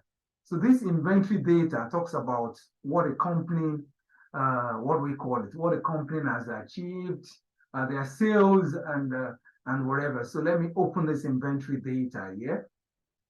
And so this is a shop, this is a company, and they want to really know, are they at loss, are they gaining? And they just send these data sheets. Let me see if I have an aspect of it, so this is, sorry, this is not a real inventory of a company anyway. So let me be honest, this was created by ChatGPT. So I made ChatGPT to create data set for me, demo data set, which I can say it should add 100,000 lines. Imagine 100,000 lines. So I'm asking it, and I can say you should turn it to a CSV file. You should turn it to a JSON file. These are instructions, so you should turn it to a JSON file. You should give it in different formats. So like this one, I know, let me go to this inventory. And the day I was creating the data set for teaching purpose, because you want to create teaching materials. So imagine I have to sit down and be typing data set for the students to practice, so to be able to have a real life context. So, and I can give it various contexts, it also helps you to be able to know what kind of data set should I even collect if I want to. So let's work with what we have. So let's go back to that one. So from what we have here, it talks about the things that they add in the shop. These are the products name. These are the products. These are the categories, and these are whatever. And I don't have time. Imagine I have almost 1 million of this data set. You understand something? And then I go back to the ChatGPT, and then I feed it with it, and I says, I am an auditor for a supermarket. So for a supermarket, and this is their inventory. Please carry out an analysis that would, I don't want to give analysis to any analysis that you know that would enable the manager to discern if they are making or to discern or to make informed business decisions. Okay, so ChatGPT is going to read it very fast, no matter the amount, and it's all right to make informed this. The manager within insight from different. So it's talking to itself, because these are basic things that, and the aspect that I love of this is also teaching me about inventory analysis. So if I'm going to carry it out without ChatGPT, and let's say it's a private data that they don't want me to feed into the ChatGPT server, then I'm going to like, okay, I'm going to take an overview, or I want to explain what I've done to my clients. An overview of the inventory, the stock level, the product category, the inventory turnover, and the potential dead stock. It carries those ones out and it hides the code for me. So the codes are eating, but it has done all those things. And then it says, okay, from what the inventory, from what you have given me so far, you have the product ID, the product names, the initial stock, the stock sold, and the current store. I understand what you're saying. And I've done the overview of that. And then I can tell you, you have 10,000 unique products in your inventory. And then the total inventory value is this unit. And the stock level analysis. So it's not doing, because I didn't give it a particular, so, you know, I'm not a financial analyst. And I don't need to hire a financial analyst for my store, if this is my store. And then it has done the stock level analysis. And then when it has done the stock level, you do the product category analysis with details. You're sending something. And then you do the inventory turnover analysis. You're sending something using various formulas and whatever. And it asks, is there any other things that you want me to do? And I said, you know, for me, I understand all this analysis you want to do, but my boss does not understand it, to understand picture. So provide visualization, provide visualizations for this analysis, you know. So this time around, I wanted to now start drawing graphs that will explain this better too. So it talks about, okay, from the inventory, I know bar chart will be good, right? For the product category, okay, it can work also for the inventory turnover. And then I'm going to get that done. I'm done. You know, I'm done with the bar chart. You're sending something. And okay. So I've done the stock level analysis. You're sending something.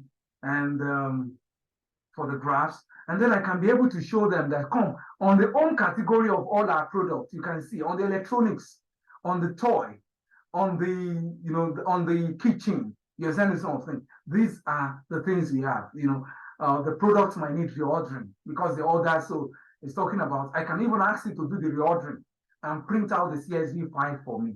You're sending something.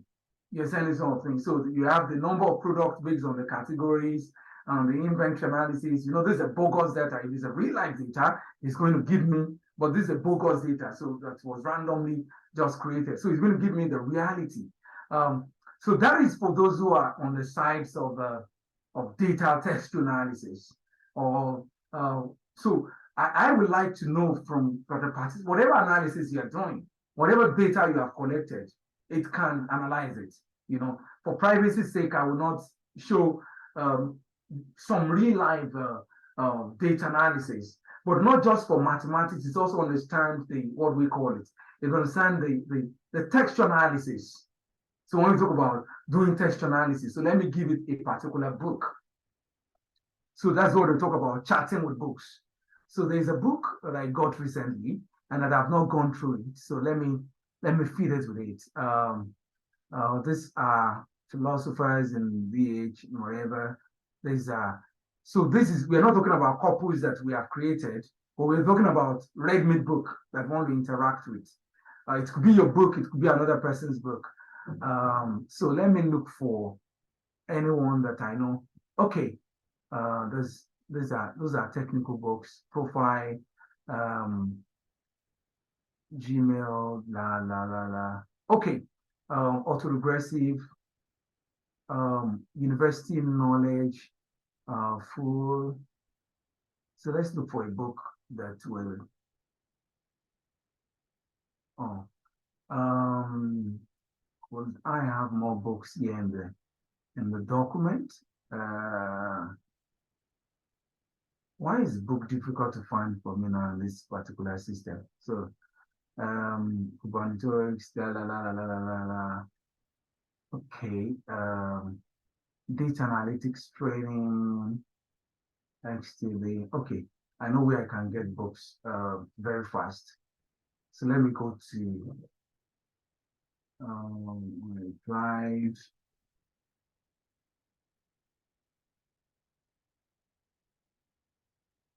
Okay, DH Books. Okay, so I think this particular book is named Digital Humanities Knowledge and Critique, right? I feed it to this, right?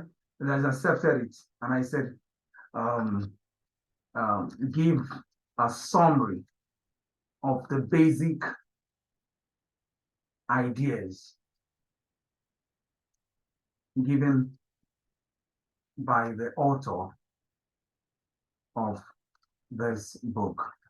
Yeah, this Brandon. And then to provide this. Now, the problem with this one is, it says, okay, I'm going to read the PDF and extract the content.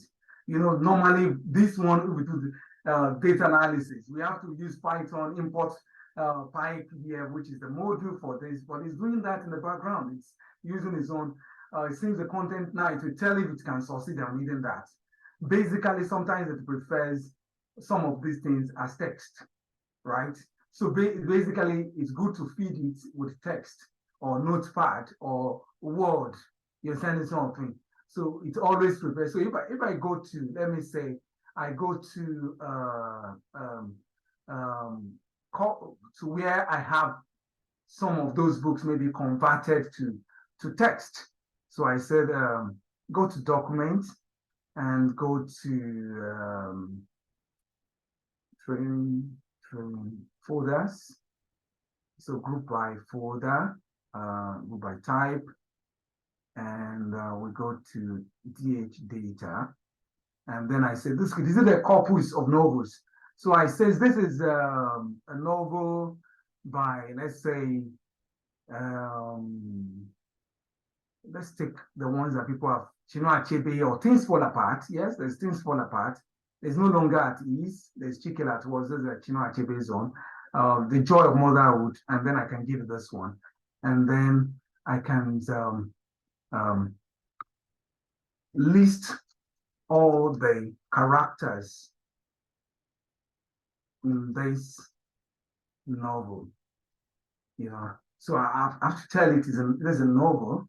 I hope it's not a drama. So identify the character. So this is what it's going to do. It's going to do what we call the name entity recognition.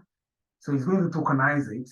And then for those who are doing internship with ARN for data analysis, they understand what has just gone up here, because you have to open Google Colab, put on all this code and do all these things. And so it's going to try its best. It's going to, basically, when we are working as human, we face error.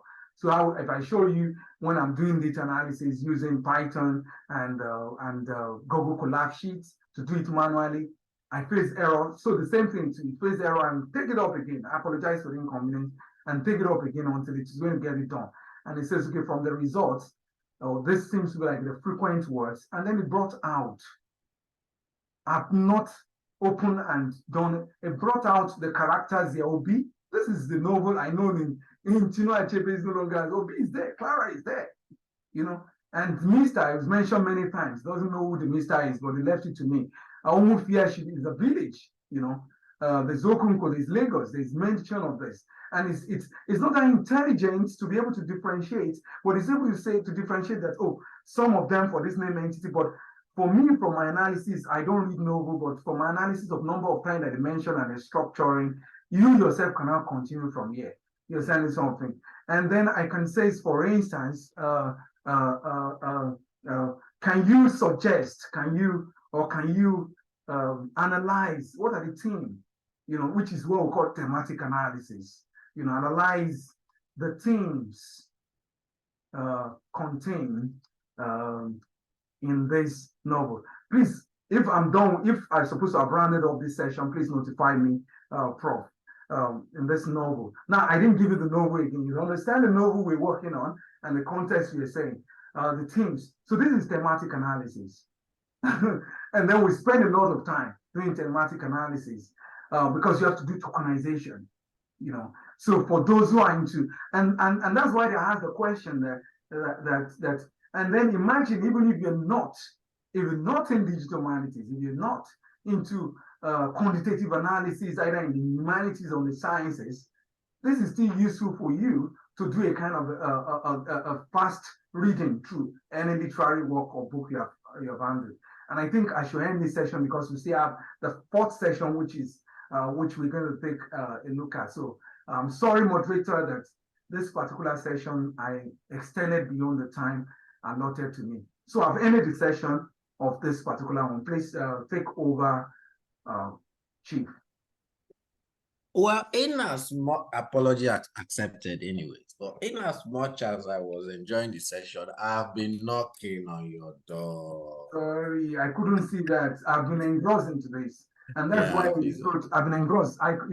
If I didn't see the knock on time, I actually thought we are still within the 10 minutes or 20 minutes range of that session. So pardon me, Chief. Oh, that's all right. I would love to add though, but most times people do say the AI is here to take our jobs and whatnot. But you've come to prove the point that I've always had to argue with some of my colleagues, peers, I keep telling them AI is not here to steal the jobs, but someone that can use AI will most definitely take your job. It is that simple.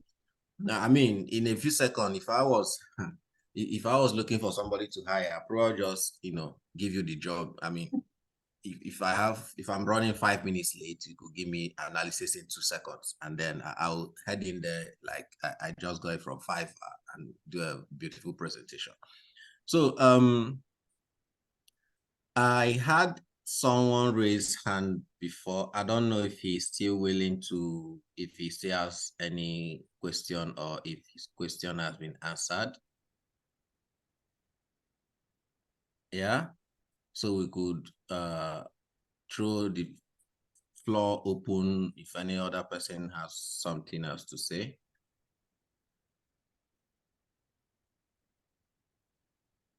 No?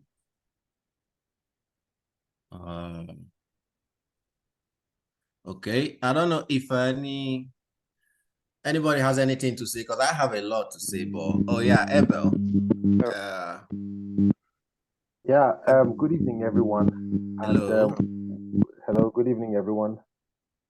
And well done, Dr. Augustine. I mean, this is just mind-blowing. I am just short of words. I don't even know what else to say. I've been feeling so puffed up using ChatGPT 3.5, thinking that somehow my intelligence had been enhanced. But with what 4.0 is doing, I mean, I'm just amazed. I don't even have any other words to say. You're right, the moderator. Only those who can use ChatGPT or can use AI in the nearest future would survive the labor market, because everything is going in that direction. So this is a wake-up call for all of us, researchers, business people, to begin to see how viable having an AI assistant is. And then, of course, master how to use it so that we are not kicked out of the game. I can't wait for the next session, because I know the deeper we get, the more interesting it's going to become. So well done, and thank you for listening to me. I yield the floor.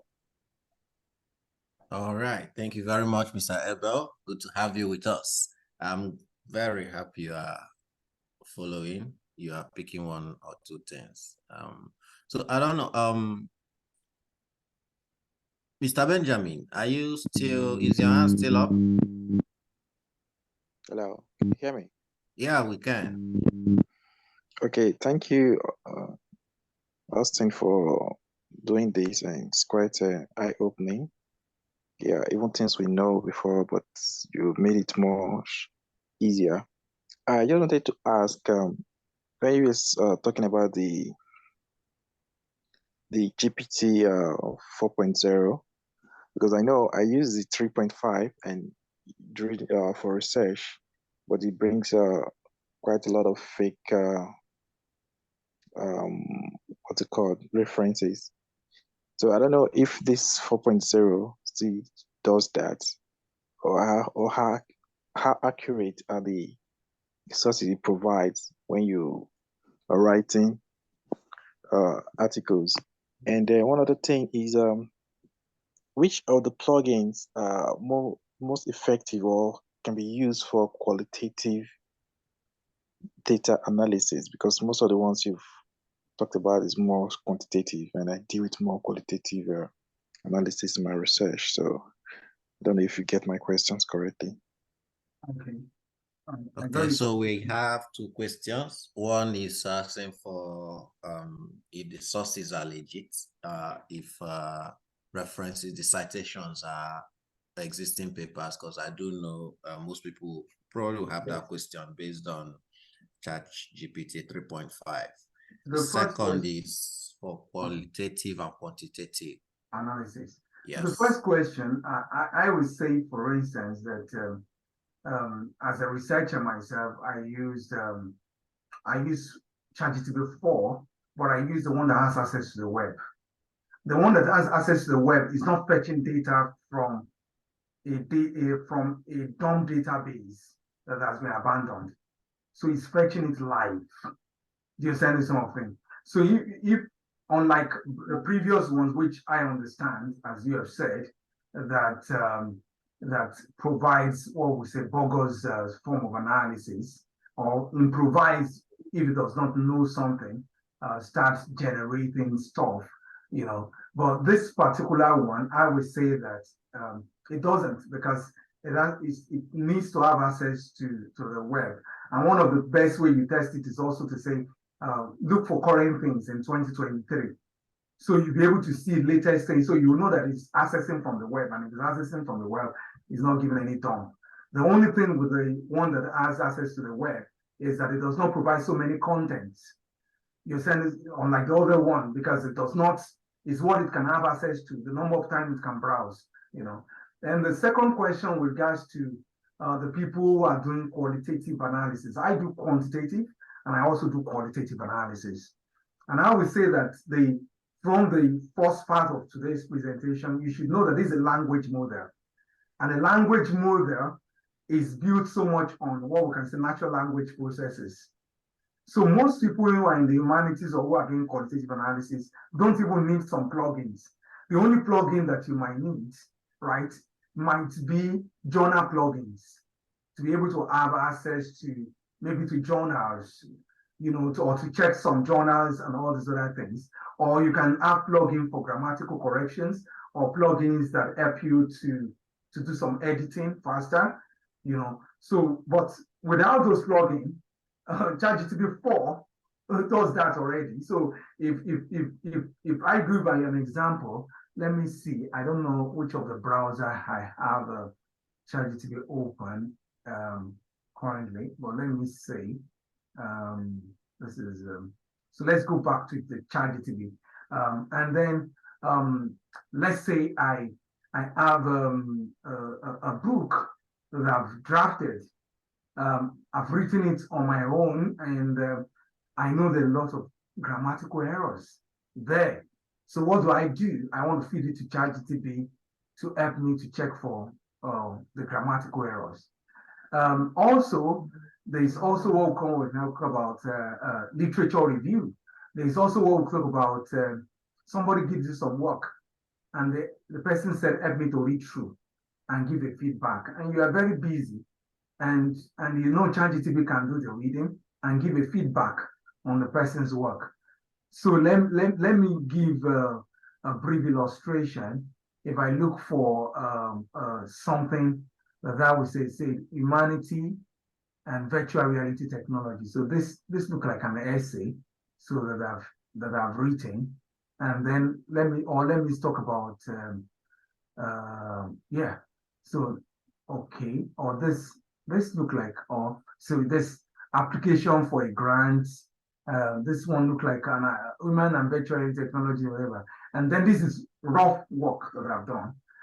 So it's a document. So I always ChatGPT prefer documents. Sometimes it give it less than PDF. And I says make an academic review of this essay.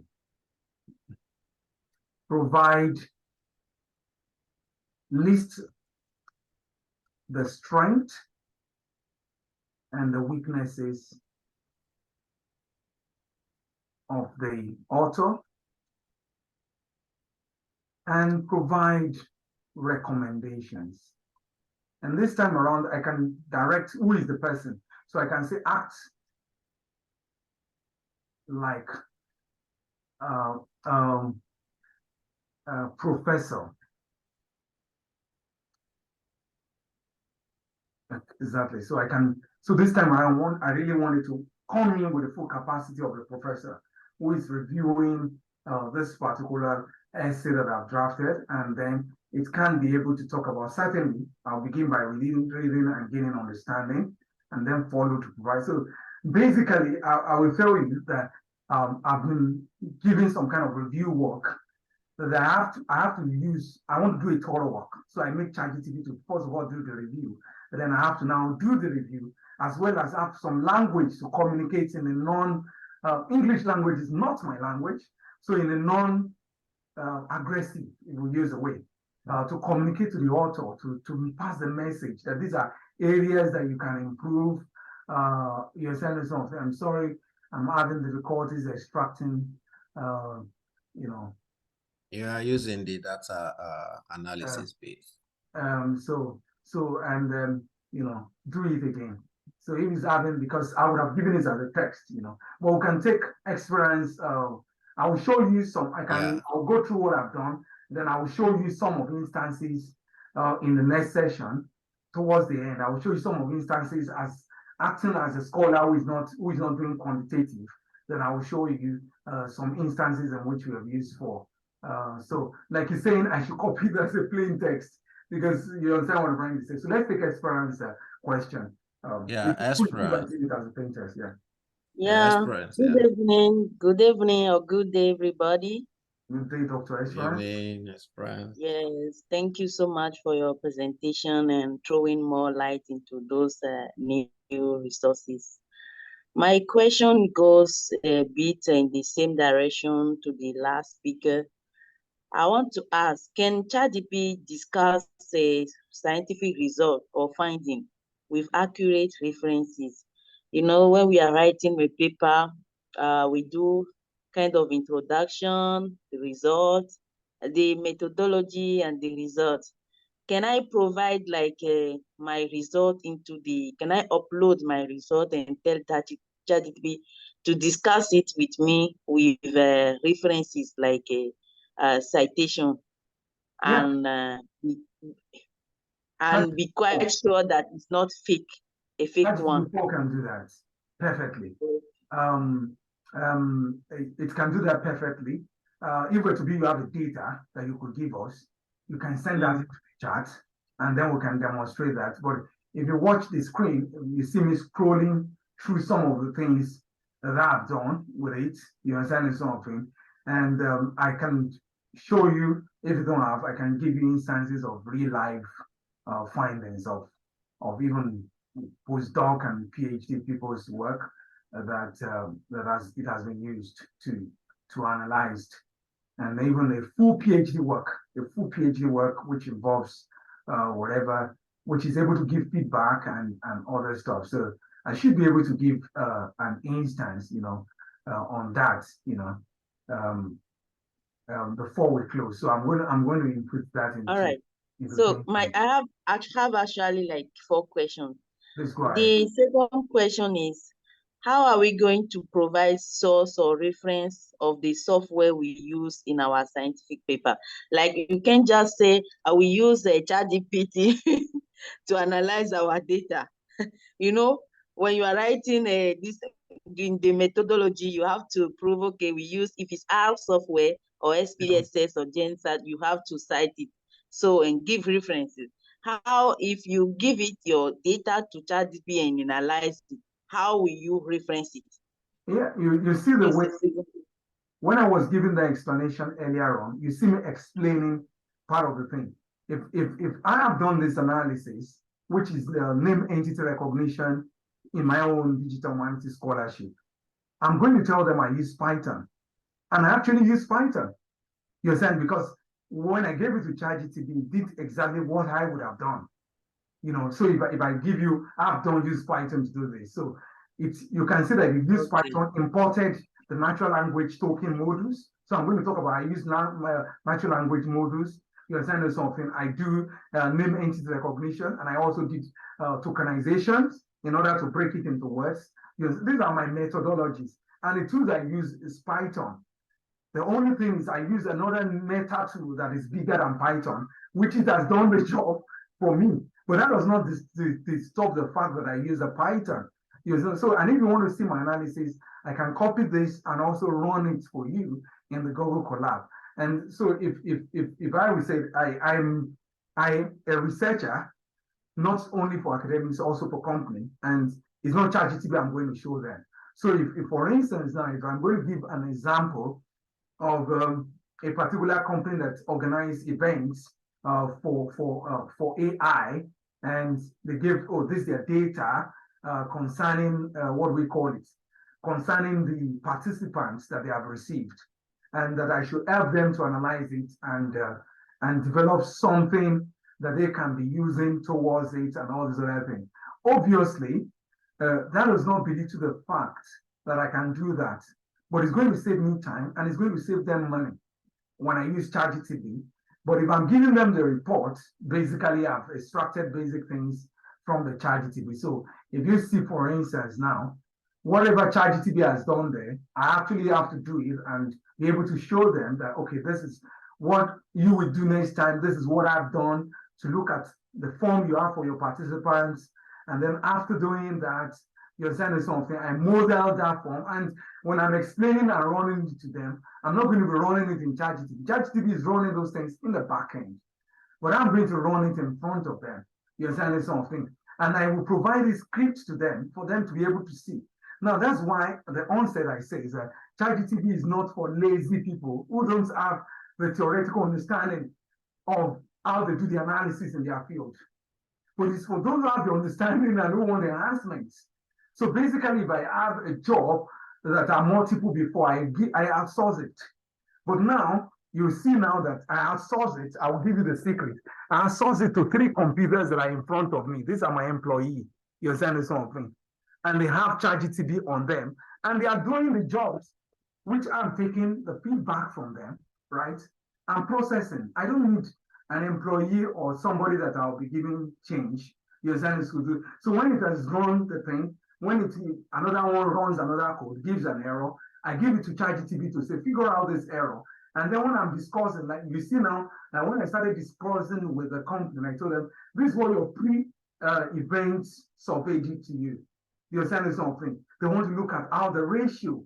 So when I open ChatGPT to them, if I give them ChatGPT, they will think, is this guy a serious person? Sorry, is this guy a serious person? Now, will they ask me, did you use ChatGPT? How is that their problem? How is that their problem? Do you know when I use an employee? So that is the whole thing, what I can say with regards to that question. We still have more questions, but let's take your other question if I've done justice to that with the practical demonstration I've made. All right, thanks you for the attempt for the response to my question. I would like to ask if you have used elicit before, because I saw somewhere that elicit is most appropriate for researcher to find articles than ChatGPT. Elicit website site. Yes, Yeah. I've used elicit to search for paper, Yeah. and then if you want to use that Yes. faster, you know, I can say what I call the primitive way of doing it, and then the modern way of doing it. The primitive way is for me to go to elicit website and be using that search whatever. I come here in the modern way, and I go to the plugin, right? And I come to the plugin session. If I don't have it already, I go to the plugin store and I search for elicit, sit. Hope I still. What's the spelling again of elicit? Yeah, Eliza is like LZ or something like that. ELICIT. Okay, yeah. ELICIT. Okay, so let me see if they have the plugin here. But if they don't, then I look for other journal plugin. You're saying something. So maybe they have not had their own, they have not incorporated their own plugin, right? Or article. So let me say, You're searching for Johnny. oh, journal. Okay. So we have some that decision journal, whatever, and let me see, article. I think we have something like, what's the name of this other one that is common? What's the name of this journal that is always common that also has most of what LEC2 has? What's this name? We used to have, what's the name of this journals? Journal articles, remind me, my brother, Nnamdi. Well, so is it ResearchGate? Research it. There's this popular. Is it academia? Academia. Apart from academia, there is this Google Scholar. JSTOR. Yeah, JSTOR. Yeah. Oh, so JSTOR is not here. Academia. Okay, we have X-Paper, they have Scholar Assist. Some of them has not whatever, but another way I can do this is also if I don't use plugin. So if the plugins are not here, I go through the other two, which is so and I can say search on, search on elicit for recent journal articles on what? On what topic? Dr. Yeah, on cassava breeding for resistance to disease, something like that. Let's say cassava breeding. So cassava is double breeding. Yeah. Yes, breeding. Okay, breeding. For resistance to disease. Okay, so let's leave for resistance. Resistance to disease. Yeah. To disease. Mm. Okay, and then sometimes it didn't give me what I want. That was why I introduced. So it's browsing. So this time around, it's checking elicit. You're sending something. So this is still, I did not whatever resistant disease on elicit. You're saying, so we didn't see on elicit, but it can provide search other places, search other journal websites. So maybe that specific thing we are given does not. So this time around, we say search other, websites. So it's going to scan the entire web and then be able to look at which journal, and that can really help us to even assess which journal has more than others. So if that does not exist specifically, and then you have to remember that we have given it in quotes to resistant disease, so we're talking about specifically is this particular thing it should give us cassava. But if we leave it as cassava breeding, it can come up with a lot of things that we can, so it's doing the browsing. It's a search science daily. You can also be seeing what is doing already. And so that's why I say that for me, instead of me having so many windows open and whatever, you know, I realize that this is faster because, you know, the speed it's operating is different from the speed of my system, 10 of my system combined together. Yes, so, and then the search is doing is not Google search. So what it has brought is, it said this broad spectrum resistant development. So this is a paper that discussed, and you can see the reference. And so for me, I click on this reference for this number one, and it takes me to the journal, right? And then I'll be able to see on the cassava growing stuff, what has happened there, the introduction to it, you understand what I'm saying? And then it's still searching, and then it's still going to look for. So, you know, the tail, at the end of the day, elicit is not even the one that has this. So the tail, it's able to get it on new research review mutation, and there are many other journals that we don't even know about. But this guy is, he's like you have sent an avatar into the sky. You're sending something to ransack people. He's not ransacking from the user's interface. He's ransacking from the application programming interface. So it's bringing, and it has brought out, you can see the things, these are authentic references and paper that you can ask for that, or you can go and read on your own. I hope that also did justice to your question. Yes, it does. Thank you. But how much is the access, the subscription for that I hope ChatGPT version? ChatGPT is supposed to give me some money for raising customers to them from Africa, because a lot of people are subscribing. You know? So for those who have been subscribing, how much has it taken from you? You know, it's $20. Exactly, just $20. You understand me something?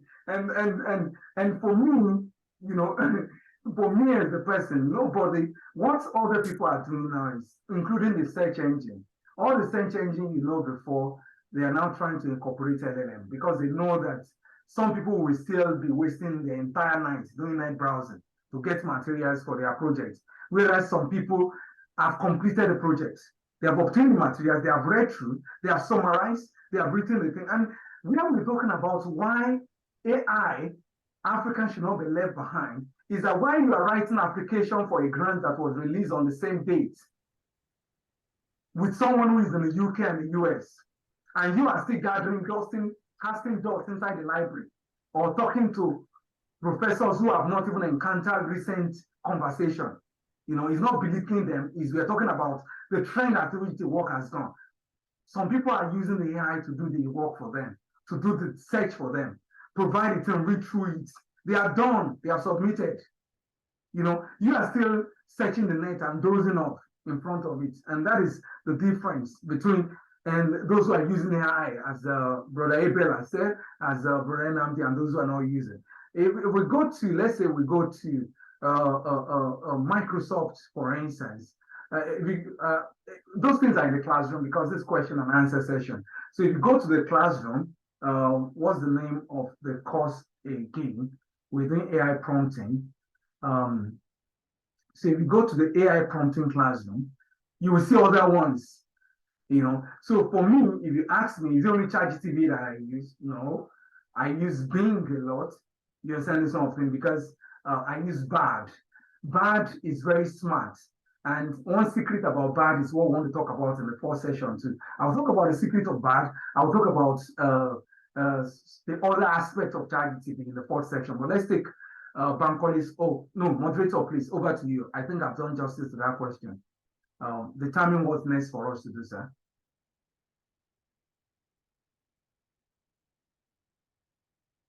Hello? Express, have we completed your questions, or do you have one more? You completed. I just now that another one came to my mind. I just say, let me quickly ask you. Can keep it to the end. I was told that there are some journals that have extension like for plagiarism or detection of AI tools. If a candidate use AI to generate his thesis, there are some extension of that detect it automatically. Are you aware of that, and how do we do to bypass those kind of situations if we ever use AI to generate our content, and then we submit it to journals. They use a type of machine or software to detect whether the person have used ChatGPT or not, and what are the implications, what are the advices as we are moving forward. Thank you. Dr. Experience, to do justice to that question at the onset, we already said that the training and the modus operandi that we are doing in the African Researchers Network is not to teach people how to plagiarize or how to use ChatGPT to generate and they submit. What we're training is enhancement, how to use it to speed up their research. Obviously, there are AI tools that discover plagiarism, and there are AI tools that know whether you have done what we call it. If you, for instance, you say you are doing literature review and you copy what is here and paste what we have just done on this cassava and you paste to your literature review, that is not good. That does not look reasonable. But if you go to the sources and you do your own review and analysis and whatever based on the pointer that ChatGPT, that is enhancement. And that is what we're talking about. And then, to be honest with you, there is none yet. They have asked them to stop all those things that people are creating because they are throwing people's hard labor that they don't even use ChatGPT, and ChatGPT, those softwares are saying it's ChatGPT. Because ChatGPT is not doing anything than what humans does. You understand something? So put that aside. Responsive use of AI is what they are asking us to do, and that is what we are promoting. The unique thing about our training is that it's promoting a responsive use of AI, and part of the things like myself, who is the facilitator, I've opened my own ChatGPT platform, and you can see things that questions and prompts. You realize that ChatGPT I'm not plagiarizing ChatGPT, or ChatGPT is not giving anything, but it's engaging with me. And that's what I want you to also develop in the culture. Because if you develop that culture, it makes you to be able to speak to what you have done and make you to defend and develop a stronger scholar with you who has assistants. Like for me, I always, my boss knows that I have assistants at work. So sometimes they will send me a message and said, Augustine, find out on this. You are giving a presentation when we're having a meeting. And he knows that it's not going to take me time because I have 3 assistants with me.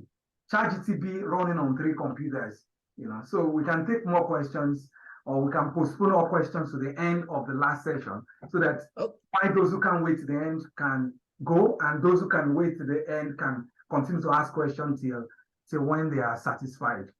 Okay, so let's just take the questions if we can take. Let's just get the questions from Bankole and Joseph, then we pile them up for the end, maybe. So Bankole, if you can, please. Thank you so much. There is actually something I would like to say concerning, we're talking about ChatGPT 3.5, 4, and 4. In Purdue University, West Lafayette, Indiana, United States, we carried out a test that was last month.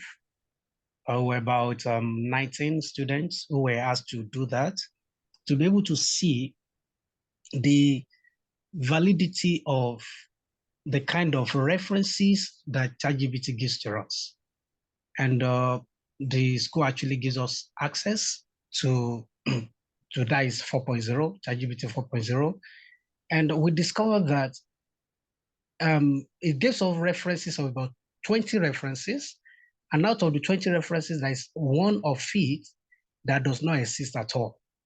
But it was cited exactly using MLA 8th edition. So in a way that it looks as if everything was actually, as if the reference was actually authentic. Now, I want us to look into that in the sense that even with, just like the facilitator has said, this is not for us to actually depend on this thing. I think it's for us to actually, whatever is given to us, we still have the right to verify our sources, to look into it, and not just to take it raw. I think that is the little thing I would like to say concerning that. Thank you. Thank you very much, Bankole. Yeah, because we are researchers. We at ARN here, we are researchers. What we do with ChatGPT is prompting, using it to, what we are teaching rather is how to use ChatGPT to lessen the burden, to lessen the time load that you are supposed to spend and gathering information and trying to fix it grammatically and whatnot. Now, if we are able to, if a research write-up, report writing was supposed to take about 10 hours to do, we could do that in a split second. It will prompt us to phrasing the right question to analyze our data, so to speak. It's not for us to copy the whole thing and present it like it's ours, because we have to always remember that it is an artificial intelligence. That artificial is very important. It is an artificial intelligence. In as much as it is intelligent, it can never be as intelligent as a human. We need to always include that human aspect of the intelligence to whatever ChatGPT or any other AI has generated, for us to present a worthy, a paper worthy of, what's it called now? Worthy of being referred to, being cited in the future.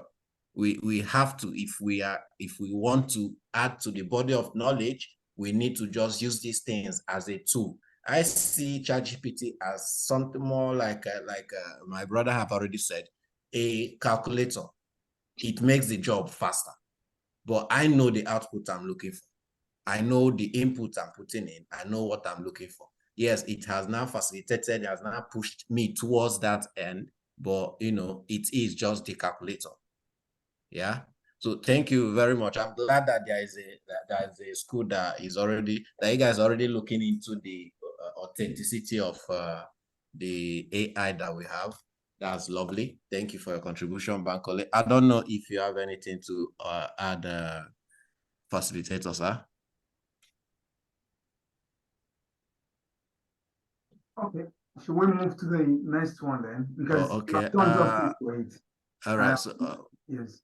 Okay, so Joseph, what do you have for us in a minute? Okay. Thank you so much. I appreciate our trainer. Then my question, contribution is that, first of all, for one to use ChatGPT on any subject matter or thereabout, the person you're supposed to have the basic knowledge of whatever you are doing. That's what I understand from what he's saying. Then, but my question is, how can it be used in engineering? For example, like what he showed us on, maybe you are designing a wireframing or thereabout, or analyzing a database or something like that. Now, if I'm designing a database for a company or thereabout, how can ChatGPT be useful for me in that aspect for the implementation of what I'm designing? Because what I'm designing is a project that can run, is not only research-based, but something that can be used to help the company on their business. So how can I make use of ChatGPT? Then the second question is, like some websites are secured from scrapping, maybe they prevent people from scrapping their website. Can ChatGPT, or how does ChatGPT control that in order to get information from those websites? Yeah, Thank you very much. Thank you very much. Computer scientist. Should I go ahead, Chief? Yes, please. Okay. The computer scientist has brought another perspective into it. And so this is specific to I will start with the second one, which you are talking about. What is Website. that? Yeah. You're talking about websites that has blocked and prevented. Obviously, if anything that is on the web that the owner has blocked, right?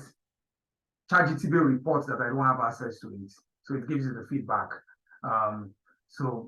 It's not, it's ethically designed. And that's one of the things that make OpenAI different from all other companies. OpenAI enables what we call it. It enables ethical guidance in such a way that, so if for instance, I just look at a website and I said, can you do the wireframe? Can you do this? No, it will tell me, no, that's not done. But I can guide you how you can do it. I can show you, I can put you through, you know, so that answers that question. Which other, the other questions on developing database, right? For a company and for an enterprise, right? As a developer, if you want to develop a database, you first of all need schema. You're selling something, so you need a schema for the database. You need an understanding of the enterprise that you are developing the database for. You're selling something, and then you need, you know, you don't just develop database, huh? So let's say, for instance, you want to develop a database for an academic institution or for a department. You're selling something. So I want to create, you know, a departmental website, you know, and need to develop a database for them, you know. Can you start with generating some schema for me, you know, which is the structure, you know, so it's understand, because it has access to the codes of developers who have done more than a million of websites for a department. So it does talk about the entities. You know your computer scientist, so it recognizes the entities for you and the attributes. You're sending something, and then I wanted to sketch the schema, which is going to guide me in designing the database. You know, so at the end of the day, you're sending something. You know, so you see it, for instance. So it's even giving me some codes I can run. You're sending something on the SQL. You're sending something to be able to generate each of these tables. You understand? And then it can go and on and on and on to provide guidance. But yet, I don't understand this, even though that I've developed databases for websites and for companies too. But you still need to understand and ask ChatGPT to teach you. You understand something? And when you start, when you copy the code and you are running it, it's not like it's going to, you have to run this, you have to reinstall, for instance, any of the development environment for SQL and run it, and it creates the database, and you insert the data and you do the necessary thing, you know. But the thing is, you have, give me a sketch, you know, you have a sketch that you can show your clients, you know, give me a sketch, you know, a sketch first, you know, and then, but that you will not study SQL, you will not study understanding of what database is and how the primary keys and foreign keys are related. And all you want to do is you are thinking you will sit down with ChatGPT to develop a database. That's the wrong use of the AI.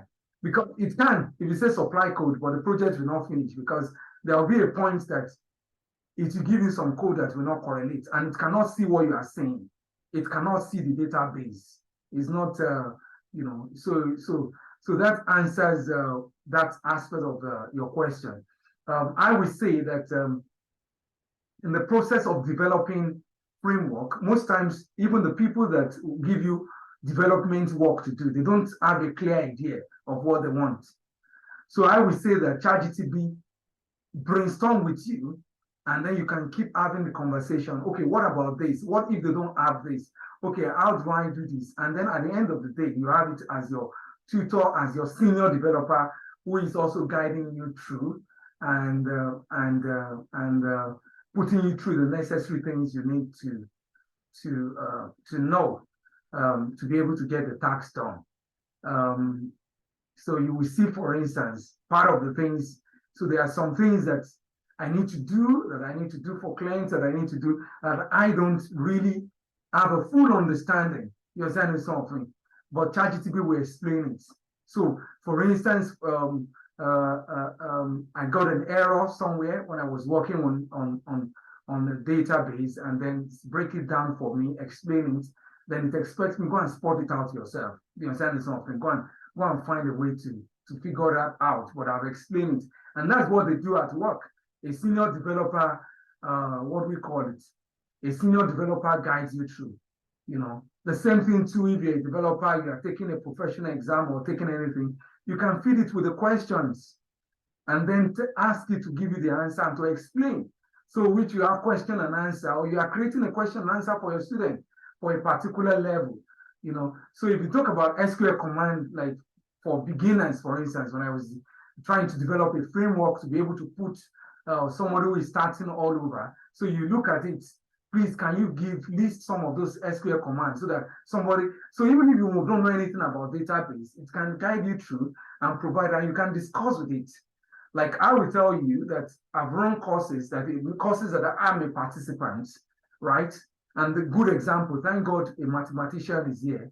Olamide, I think Olamide was here before, so probably she has gone.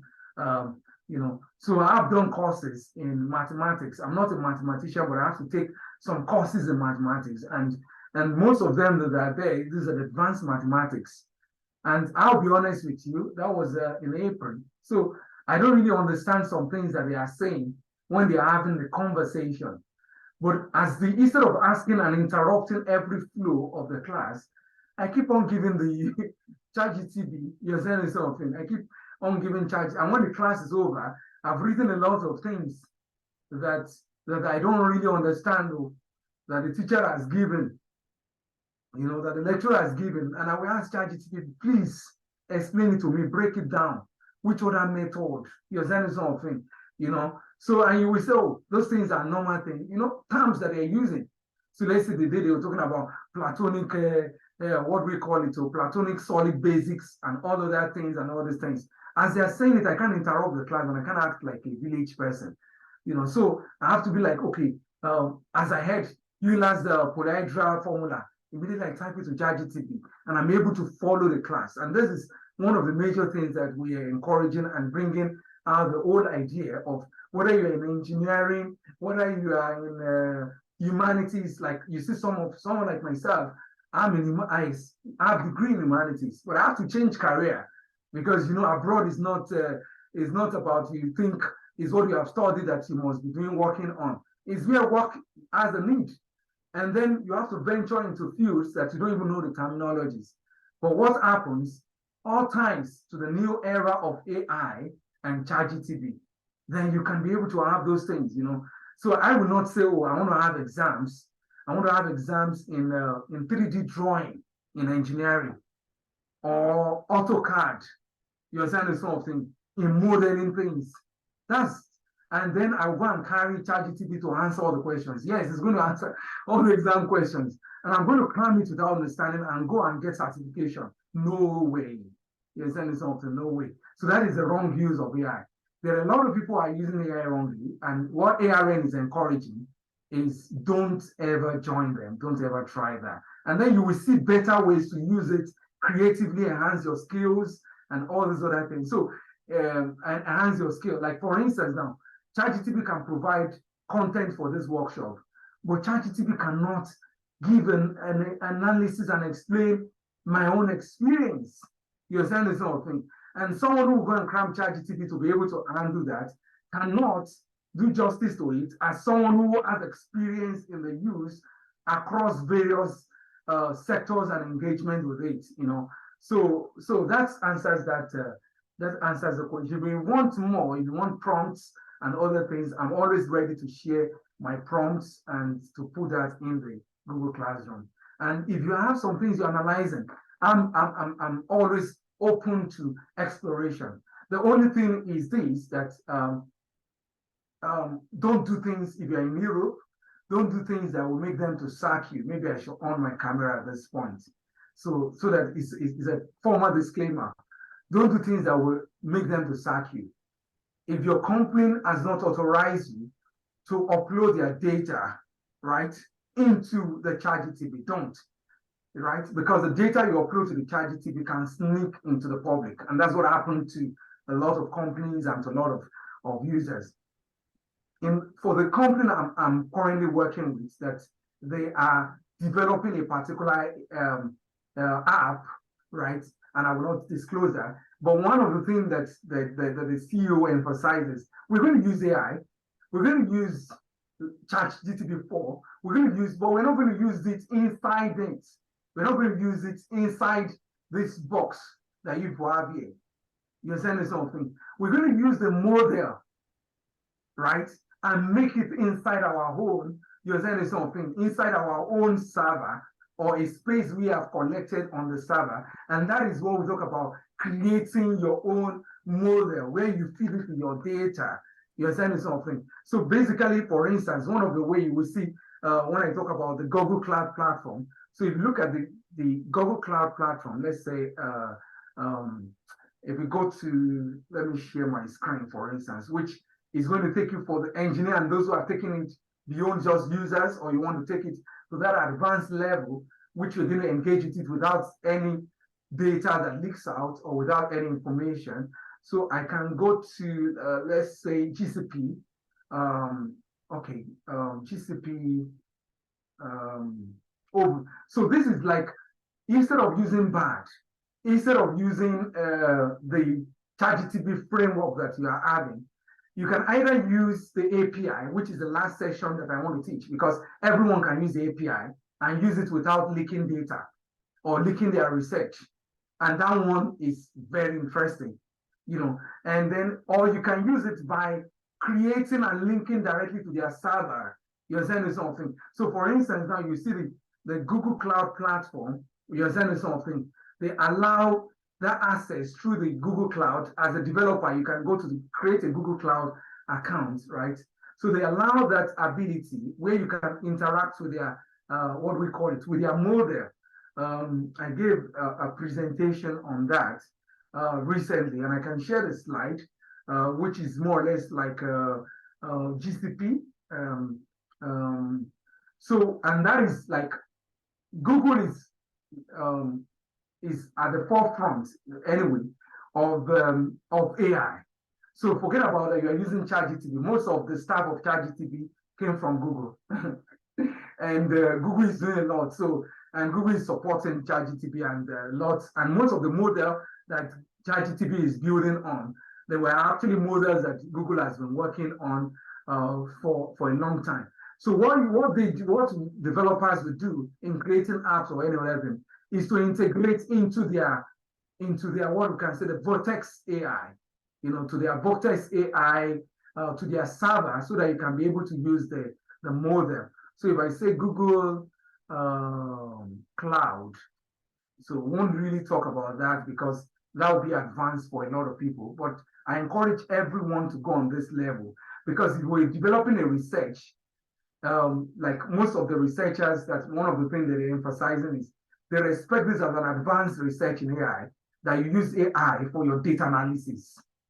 And how do you use AI? Not because you have used ChatGPT, but because you created a model which you're now interacting from your own visual machine with the ChatGPT platform. So let's look at the product. So part of the product, which are the AI products, is so we search here, Vertex. So this Vertex AI gives you access to large language model. Now, ChatGPT is drawing from those large language models to provide for you. You understand something? But this time around, since the models are like data sets that has been collated into a server and that are running in a big GPU, you get it? So we can have that. You can have a computer that can have that. These are mega computers that are running trillion of bytes of data sets. But you can connect to it and work with those models, you know, and that's where you come about preparing your own data sets and engage. And that's what we talk about when you're saying you are doing machine learning or you're doing, and this is where the research comes. This is where the world is. Let me tell you the truth. The world is not, they have left ChatGPT. Now you see young kids, undergraduate students in computer science and all these things, they're now creating things like ChatGPT that you can use. And this one can help you to create your CV very fast. So this one can help you. They only connect to this language models, right? They connect their own apps to it, they create their own models, they experiment with it and tell it what it should do and create such kind of prompting. That is where the world is. That's where the world is. So I think that do justice to you as a computer scientist or as an engineer who has intention to go further in artificial intelligence and large language model. I think we can have a webinar for that. But that one is going to be a paid webinar because I will tell you the truth. Some of us are paying our ass to learn that advanced form. We're paying all that we have ever saved. Chief, have I done justice? Yeah, I think we have. I think we flushed into the fourth session. Okay, and then we can take your turn afterwards.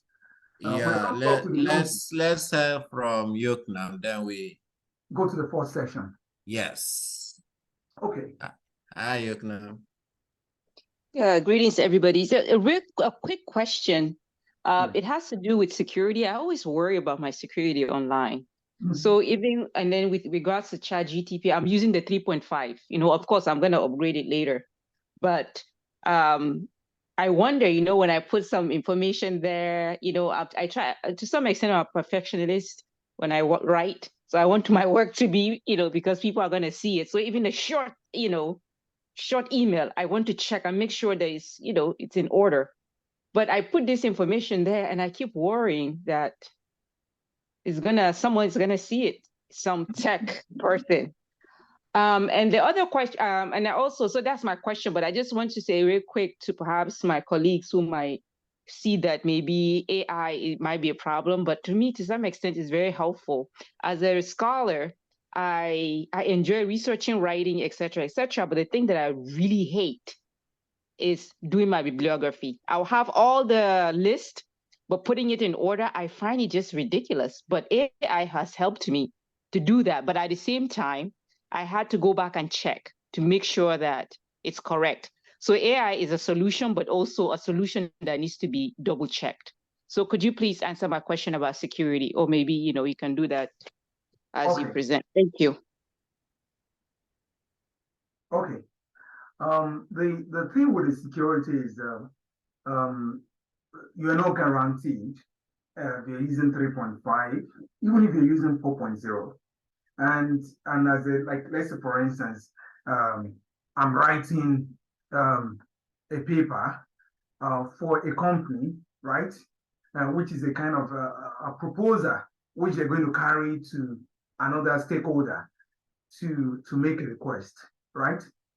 And if I feed my thoughts and reflections into ChatGPT, if I feed everything into it, my spirit used to tell me, and which is true, that somebody is going to ask questions related to that, and ChatGPT is going to feed part of my own ideas and give the person.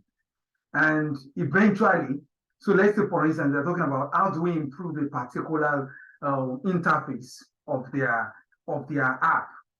And I snap the app and feed it to, and start brainstorming and feeding it and whatever. And someone else on the other side just talk about, mention the app or mention some things and interface. There's a way that inside the whole model, because we are feeding it with data, we are fetching from the data, inside the entire model is going to give the person the feedback and the output of, and the person is going to have a soft of both my thoughts and his own engagement. So personally, I don't feed it with my essay. I don't feed it with my essay. I don't feed it with my fresh ideas that I know that has not gone round, So I'm writing a paper, so I'm writing a paper and this is an idea. Just like the same thing with human being. As we're growing up as young scholars, we always talk to our friends about an idea we're having. And the friend will sleep overnight. The person with no intention want to take your idea. Something else came to the person, but the person has forgotten it's from that thing you were saying when they were drinking beer or when they're taking malts that they got inspiration from. And you create the draft, publish it, and you say, you took from my idea, I was talking about it. So the same thing is what happened to ChatGPT. You get an idea of something and you say, that's interesting. And then it will model it with you and everything. And you say you shouldn't give it to another person. No. But that's why companies are saying they're going to cage the model. They're going to cage that model. And that's what I just showed now. You cage the model into a place where you are controlling the model and your data. and then the data is not going out of that company. You understand? So we have banks that have now coupled the model. You understand something?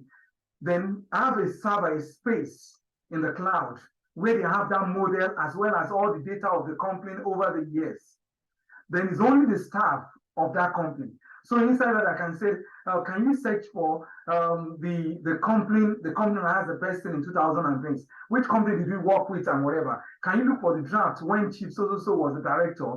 You're sending something. Now, I'm using the power of ChatGPT-4 with our data contained inside our own environment. Now, there's a safe way. That's the fourth part. Another safe way, if you're not going to have, you don't have that facilities, right? So you don't have the facilities to use what we can say the Google GCP and begin to use the Vortex AI and begin to work with the model inside a kind of a compute or virtual machine or GCP that you have access to on a big company like Google or Microsoft server, or you can also contain your data in the next example I'm going to use within what we call within the Google workspace. Google has signed a contract that they're going to protect your data, your Gmail, your Google documents, and your whatever. And they're not going to share with anybody unless they share it. Now, within Google Workspace, you can use that large language model. And that's what I do. What I do, and I tell the client, please, this is a small work, and it's a spreadsheet that you have this work. I'm going to use GTP contained inside Google Sheets. So that means I'm not using GTP where everybody is using GTP in the chat GTP. No, I'm using GTP through the API inside my Google Sheets. So whatever we are talking about, it ends inside our sheets. That data does not come out. And whatever is inside our model, I can fetch it into the Google Sheets. Either it's idea, whether it's data, whether it's opinion, whether it's suggestions. And that's where we're going. The same thing with PowerPoint. So for instance, now I want to give a presentation, right? And I have ideas. These are my own ideas, but I don't want ChatGPT to share it with other people who are using ChatGPT. I'm going to use the API, of what do we call it, of ChatGPT-4 inside what? Inside the Google slide. And that's what I do. And I'm going to show you that. I'm going to show you that. That's the fourth part of the webinar. You're sending something because that gives you there's no way. And even people know there's no way it's going to leak because Google is protecting you and you're just using the API. The API takes from them, but you're not sending to them. Yeah. So that's going to be the fourth part of this workshop. Yes, I will suggest you carry on, sir. Okay. So the fourth part. But I will be knocking very soon. Okay, no problem. And I'll be watching out for that. So for the fourth part, I'm just going to give you the procedure because I want you to be able to do it. I'm not showcasing this is what it can do and whatever. If you can't do it right away at the pace at which I'm doing it, you can note it down, right? So I'm going to share the screen now. And what we want to talk about is using ChatGPT within the Google space, within the Google Workspace. And then if you have let's say for instance, you have your Google account, and you have already logged into it on your browser. So if you just type Google, right, start to search for, no, don't overdo. So if you see now, you will see where we have these dots. So I have all the apps, right? And these are apps that I access, and anything that I do here are protected by Google. So I want to work on a Google Sheet. So I click on Google Sheets, right? And I have the data set of the company I want to work on, right? And I'm going to bring it in, right? I'm going to bring it in when I'm ready. But the first thing you're going to do is I have to integrate my Google Sheet with what? With ChatGPT. So how do you do that? Let's first of all open a blank page or a blank page of your Google. And this time around, I want to be, so I give it a name, so I can give it my,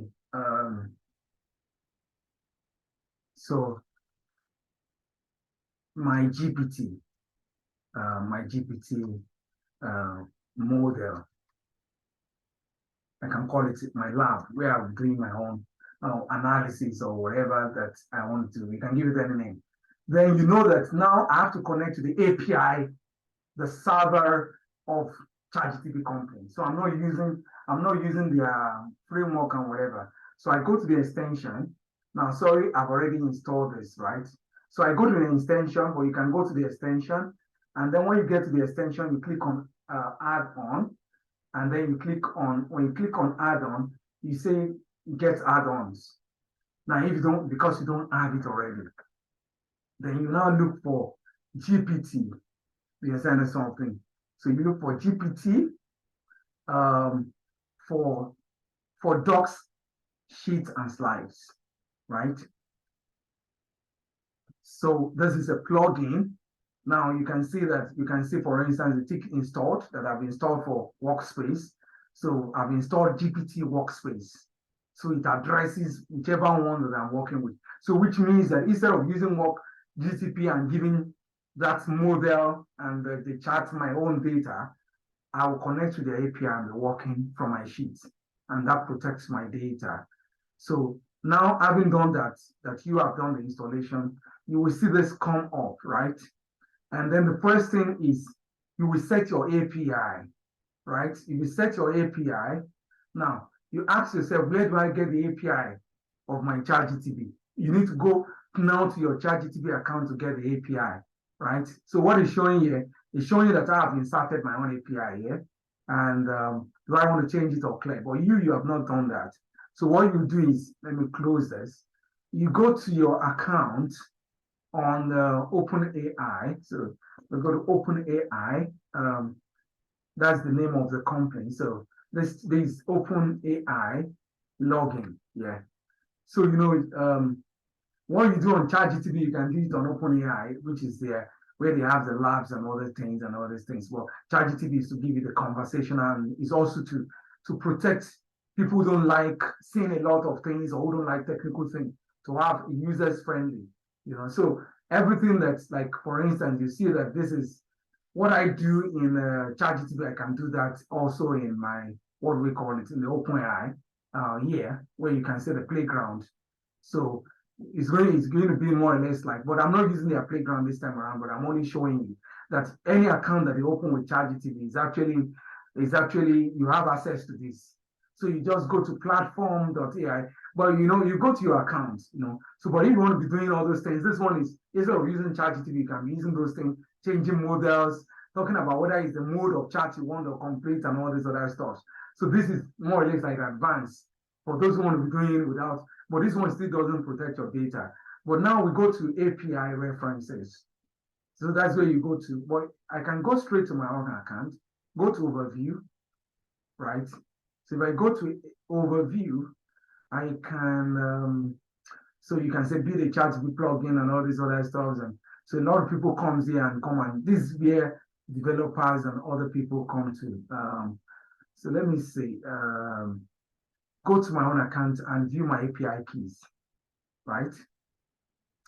Now, because I've used the API for many things, so you see I've used it for Google Doc, I've used it on Bard to be able to access many things, I've used it on, so but for here, you can create as many as possible API. So you click on create new API, or you create your own API, then whatever you create, so I can click on this, right? What do I want to use it for? I want to use it for Google Sheets, but I already have for Google Sheets, but I can create as many. So you can write it, it's just for your own sake, to be able to know, oh, which API are you using for that one? I think I already have. So I can take that API. It was the API that I created here that I brought back to this place. If I come back here, so if I now come here, you see where we talk of set API key. If I've not done it before, right, I'm going to now put that API key that I've copied, I'm going to put it here. And immediately I put it here, you're sending something, it's going to identify it. So the same thing with cloud, even if, like now, if I don't want to use cloud chat platform so that it will be having my data. I want to I subscribe to cloud or have access to cloud. Cloud is another LLM company that has their own model. So I put their own API to here, and I can be using it safe here, where I'm controlling my own data. And what do I now start doing? For instance, from here, it's wonderful because whatever you are doing before, basically you have to know Excel or you have to know Sheet, how to use Sheet, because you won't come here to come and be working with Sheet without knowing something. So when it's ready, you can see that it already has the thing for me at the interface. It has a panel for me, and then it has some of its own function that makes it easier. So for instance, now if I say ChatGPT write, for instance, so I want to write, so I take this example. So instead of you typing into the box, I can just take, for instance, and match some boxes together here. Match them together and typing. So I type in my, what we call it. So I say, write a tag for ice cream shop for me. And then it has written, because I copied so many cells, but I wanted to match. So what I gave the instruction here is, what we call it. Expand that row. So you see that box, the instruction I put inside there is write so you can say write an article, write an article on the importance of religion in Africa. I'm trying to appeal to the field of Assista Yokian. So, and then I can put enter, yes, and this time around, let me expand that. It's loading. Okay. Okay, the prompts. Okay, I have to put, let's say, the temperature. So this is the prompt, right? So we're going to have that, comma. And then if I have the prompt, I can, what do we call it? But I think you should have that by default. So I can put a value. Or you should have that. I can say GPT -4.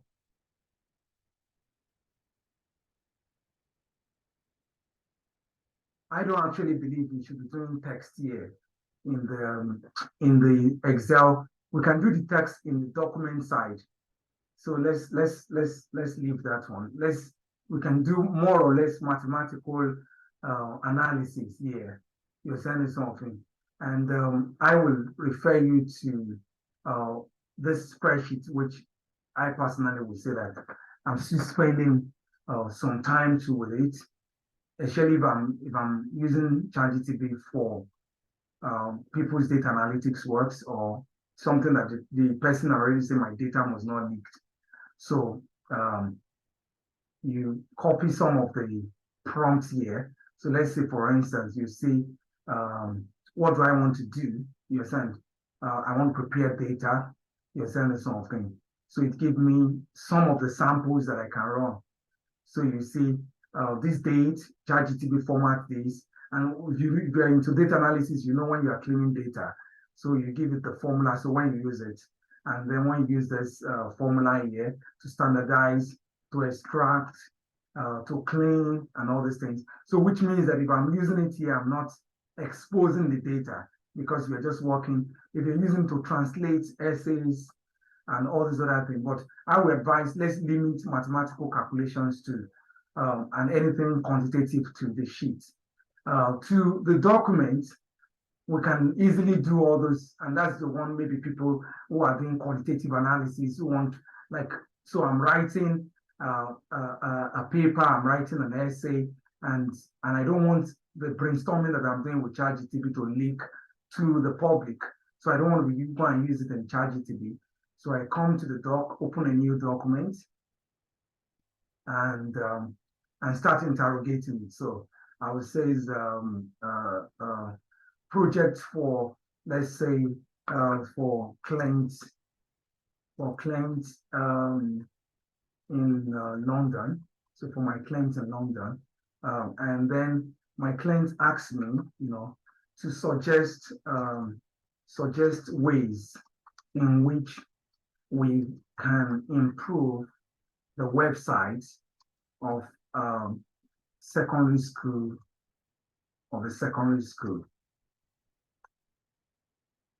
which aims at handling students' record. So I go to extension. I have to like bring ChatGPT in so I can start it. I can chat. So it's supposed to be here by the side already. So let me put it by the side, launch. So to launch it, you launch it by the side. And now that it's on the side, for the doc, you see it's just like the normal prompt. So I can copy this idea. I would have listed anything I plan to do, but it's between us, myself and ChatGPT. So constant prompt, I paste it, into this box.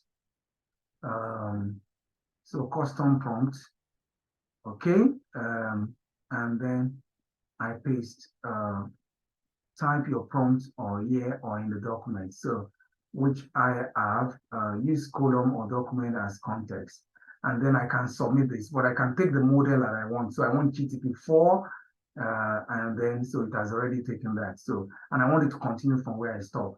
So I submit it, and it should start working on that and from his own model. So I'm accessing it from the API. So I've submitted that. So this time around on like the ChatGPT that you can easily like just fetch very fast and be doing all the stuff. So it's done. And what we have done here, so you can see it has listed those aspects that I need to make the interface users friendly. I need to do this, I need to do that, and I can now take their data that they have given me before, that this is what they have. This is what they have. They already currently have this, they already currently have this. What do you think I can do? I highlight that again, submit it to it. Those ones is between us, it's not leaking it out. You understand? And that is because the whole interaction is through the API. And then if it's PowerPoint that I want to create, I can still go back to my root. So I can go back to my Google Workspace. And then I want the slide. So like I'm having a presentation today. And the beauty of the PowerPoint is it combines the image creation and it combines its intelligence. So I can remember one of the IT work I was doing. I was doing for the departments and as well as the faculty when I was at the University of Lagos was to be helping in creating slides for presentations of some professors. Maybe they're going to present somewhere, creating multimedia contents, right? So they already have the ideas, they already have their presentation, but they want you to flesh it up. They want you to look for befitting images because the word no longer learned by you coming with a boring slides that has text and you are reading to them. They want you to buttress it up with image, with other things. Now, I have to go on the internet to look for image that fits into this to crack my head. But now AI can understand the text I have and look for appropriate image. You understand something? So this is a presentation that you want to have. And then I close this. And then I want to use ChatGPT. And now the issue that I'm having now is this. Why is it not what we call it? Show my menus. Okay, now the changing interface. Everybody is competing among themselves, and they want everyone to go out to computer school again because when they change the interface, you will not be familiar with it again. So we'll continue to follow the trend. And I want this presentation is a presentation that I want to give on the crop. You're saying something crop management. I don't know anything about it. You're saying something, and so on this crop management, the title is crop management, right? And if the person has given me a rough draft of what the person has in mind, so it's going to be given by Professor. It's going to be given by Professor Zazu. Zazu. So it's going to be given by Professor Zazu, yeah? And I can centralize that. And Professor Zazu is saying, I don't have an idea, just give me ideas. You're saying something, just give me ideas. And this time around, that means I don't know anything about it, but they want me to, and it's going to develop. So what do? I bring this guy in, which is more or less brainstorming, right? And whatever I create for Professor Zazu, another person goes on ChatGPT is not going to have the same thing because we're not feeding it back, we're operating through the API. And I go to generate, if he has given me some text already, so if he has given me the draft, like what I do personally, if I'm having a presentation, I already have the slide, rough ones, all my ideas sketched already out in various slides, like 1, slide 2, and whatever. So when I get to the thing, the way I did, I create from text. So I give you text from the slide, you know, I create from it. So if from crop management or this, but this time around, it want me to do brainstorming, and whatever we are talking about is not new to the world. So so I says crop management. And then I said, I don't know. And I says basics, tools, concepts, you know, so I give, you see this is actually more intelligent program for more than just you are prompting. And then I see number of slides. Let's start with just 5. Add image, yeah, if you add image, save the prompt, yeah, save my prompt so that I can always edit it, and then advance, you charge it to before, and then generate the slides.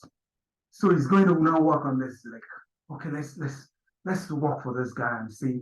And this time around, he's going to create it with the slides, as well as I've already said, for each of the ideas that you are suggesting for the presentation, trying to ensure that you put an image beside. So, and thank God, ChatGPT now has a powerful image generation, so it's working on it.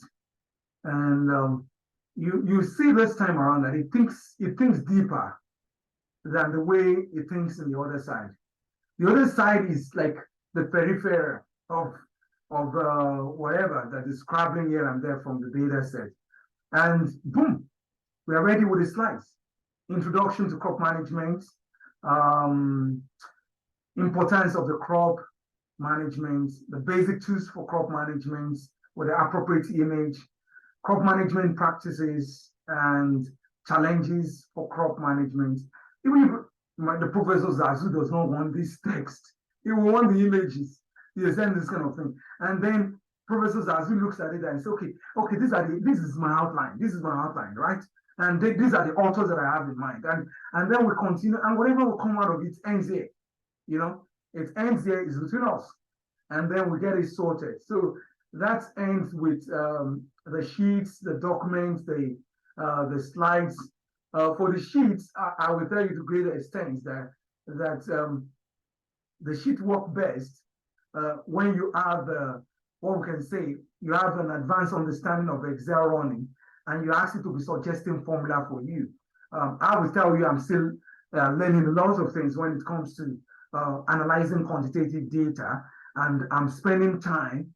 Like sometimes you see a spreadsheet, so I'm spending time to master the ChatGPT functions that it has already asked to be able to suggest. It can read my data, and is reading it, and it also have an understanding. So I'm keeping an eyes on the time. And then the other part that I always say is it has nothing to do with ChatGPT, but it's also a protective side for your data that the language model created by Google. For now, Google is like my favorite. Not my fault. It's where my boss, he has affiliation with Google company. So it's Google that they want us to be, and it's selling Google to us all the time. So I'll go back to, let's go to BAD, which is another LLM, BAD AI. Google. If you go there, you see where you work safe. You work safe with your data and all the previous data that you have. Because now BAD was made by Google.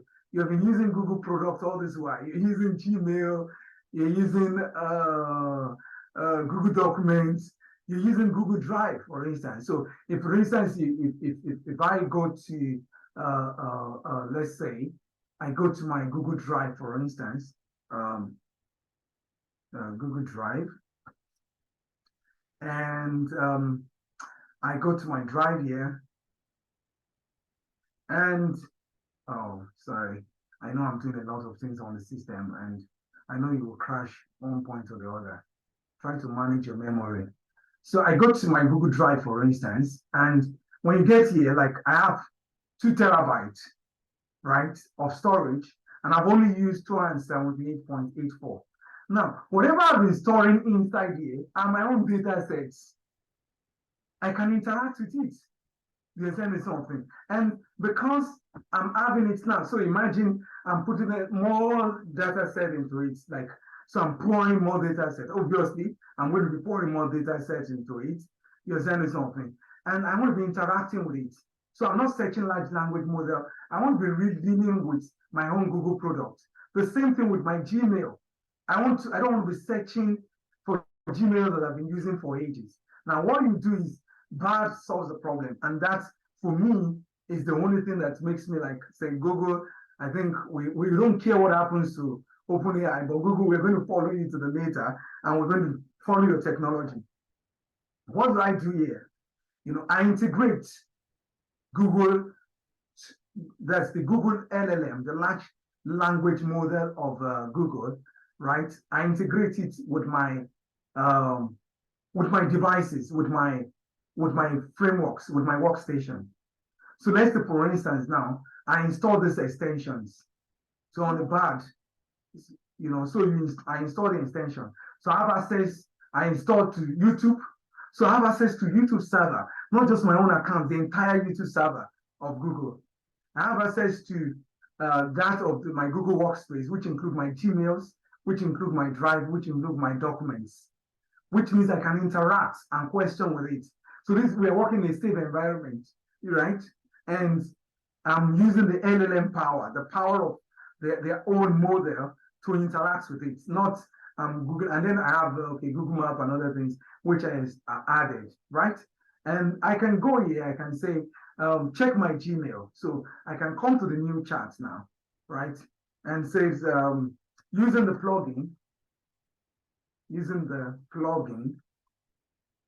check my Gmail for emails that has to do with digital humanities. You know, so I just want to like, what have they been talking about in digital humanities? So basically, I don't need to connect to the API. It has access to it's accessing my emails. And then accessing my email, no matter how long they are talking about. So it talks about, okay, I found, and basically I've not checked this email. Actually, I've been jumping those ones that have to do with digital humanity because I'm not doing a project. So emails are coming from my channels, from instruction, but now it's able to give me a summary. There's this event and news from Cambridge Digital Humanities. They're announcing this one for you. Okay. And then this. And then it also talk about, okay, there are some documents that also consider that they have shared. You can take a look at it. You know, should I show you more? I say, show me more now. Should I show, if I want more, I can ask, okay, tell me the ones that is recent, you know, tell me dates and time for any of the digital humanities events, grants, or opportunities, you know, opportunities that are available in those emails, right? So it's intelligent. So it should be able to figure out that, oh, I'm not talking about, so it's going back to my workspace. And the part that I love here is that drive. You know, I have a drive, and sometimes this is drive that I've been putting things for ages, right? So it's able to fetch on, listen, Augustine, on the 4th of October, they say they had this one. On this one they asked, there's a PhD in digital humanities question and answer session. Look at grants. They advertise this grant and you have not taken a look at it. Look at the opportunities.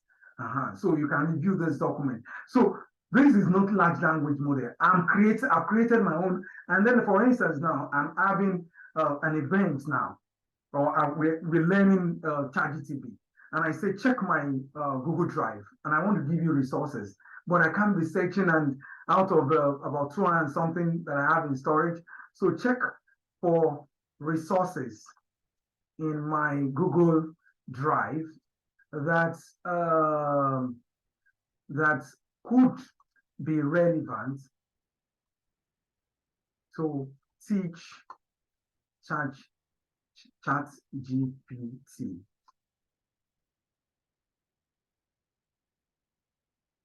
And list as resources for my workshop participant. This is what, if you have a PA, you know, I've actually been like a ChatGPT in my life too. When I noticed ChatGPT now, I've been like a ChatGPT to some people I've worked for when I was in Nigeria, because this is exactly what I do for them. And you know, help them to check these, help them to look for these, help them to, and so it's going to my workspace. It's accessing documents because you realize, okay, what are the documents? Okay, it says there's a book I have in my drive that talks about the future of learning. There is this one, there is AI in education that I have in my drive. And in addition to that, there are some documentation. So if you are looking for them, these are the books that you have in your drive. And then I can just copy the links and attach it. Now, attach it to the modules or to the classrooms that you currently have and all this. So this is, I can say, the deal that saves a lot and that protects your data. And if people want to go advanced, then we can now talk about using GCP, creating the models and other things. We will always point to references, and then we encourage as many as possible to enter the classroom, have interaction, share your experiences, and as well as ask questions. There are various platforms. There are, you know, this technology is fast. It's not just Africa, it's all over. So they have conversation, Discord accounts where people are having conversations and everyone abroad. And I will tell you, it's faster than our shadow. And that some of us, God should give us long life. We are not sleeping well again because of the pace at which this thing is moving. We are not machines, but if it can help us to do what we're doing in 10 years, right, in 6 months, then I think it's worth not sleeping over it. So I think we should, if there are no questions, that ends the 4 sessions for today's webinar. If there are questions, I leave those over to Chief and the host to handle so that I can respond when I'm called. Thank you very much. That was the height of the whole presentation. This part right here, it's mind blowing.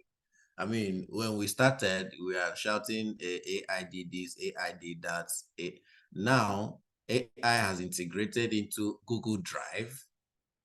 Google account as a whole is just wow. I don't think if we didn't have any questions before, we'll have a whole lot of questions now. And that it was. Thank you very much, sir.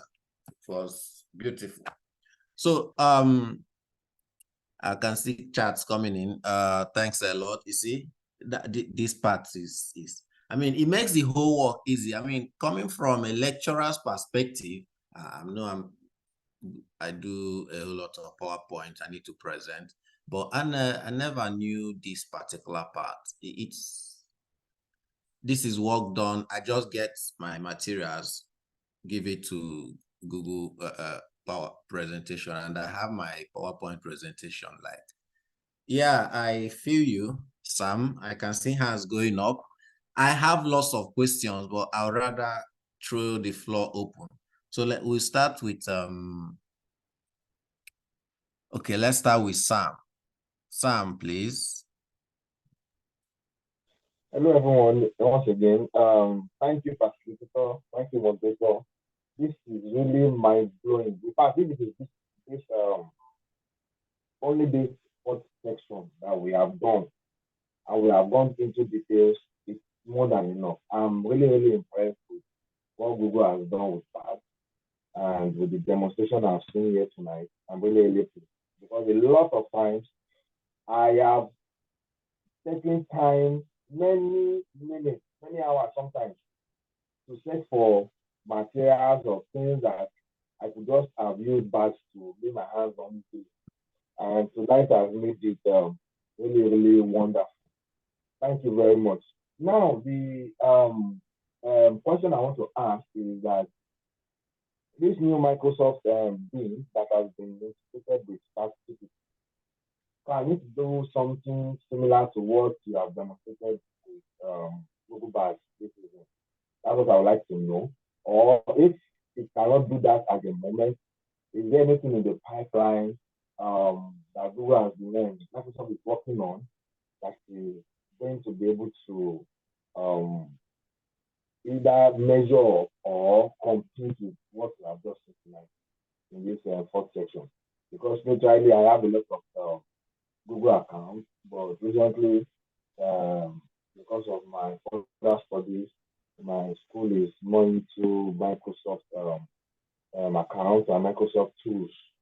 So I'm really thinking in the line like if I could use something like this and something like that that I could also use to access all of my Microsoft applications that I use to search for things across my Microsoft applications and accounts.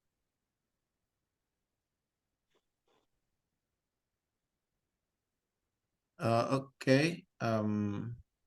The question was is if Bing can interact the same way as with ChatGPT or integrate the same way with Google.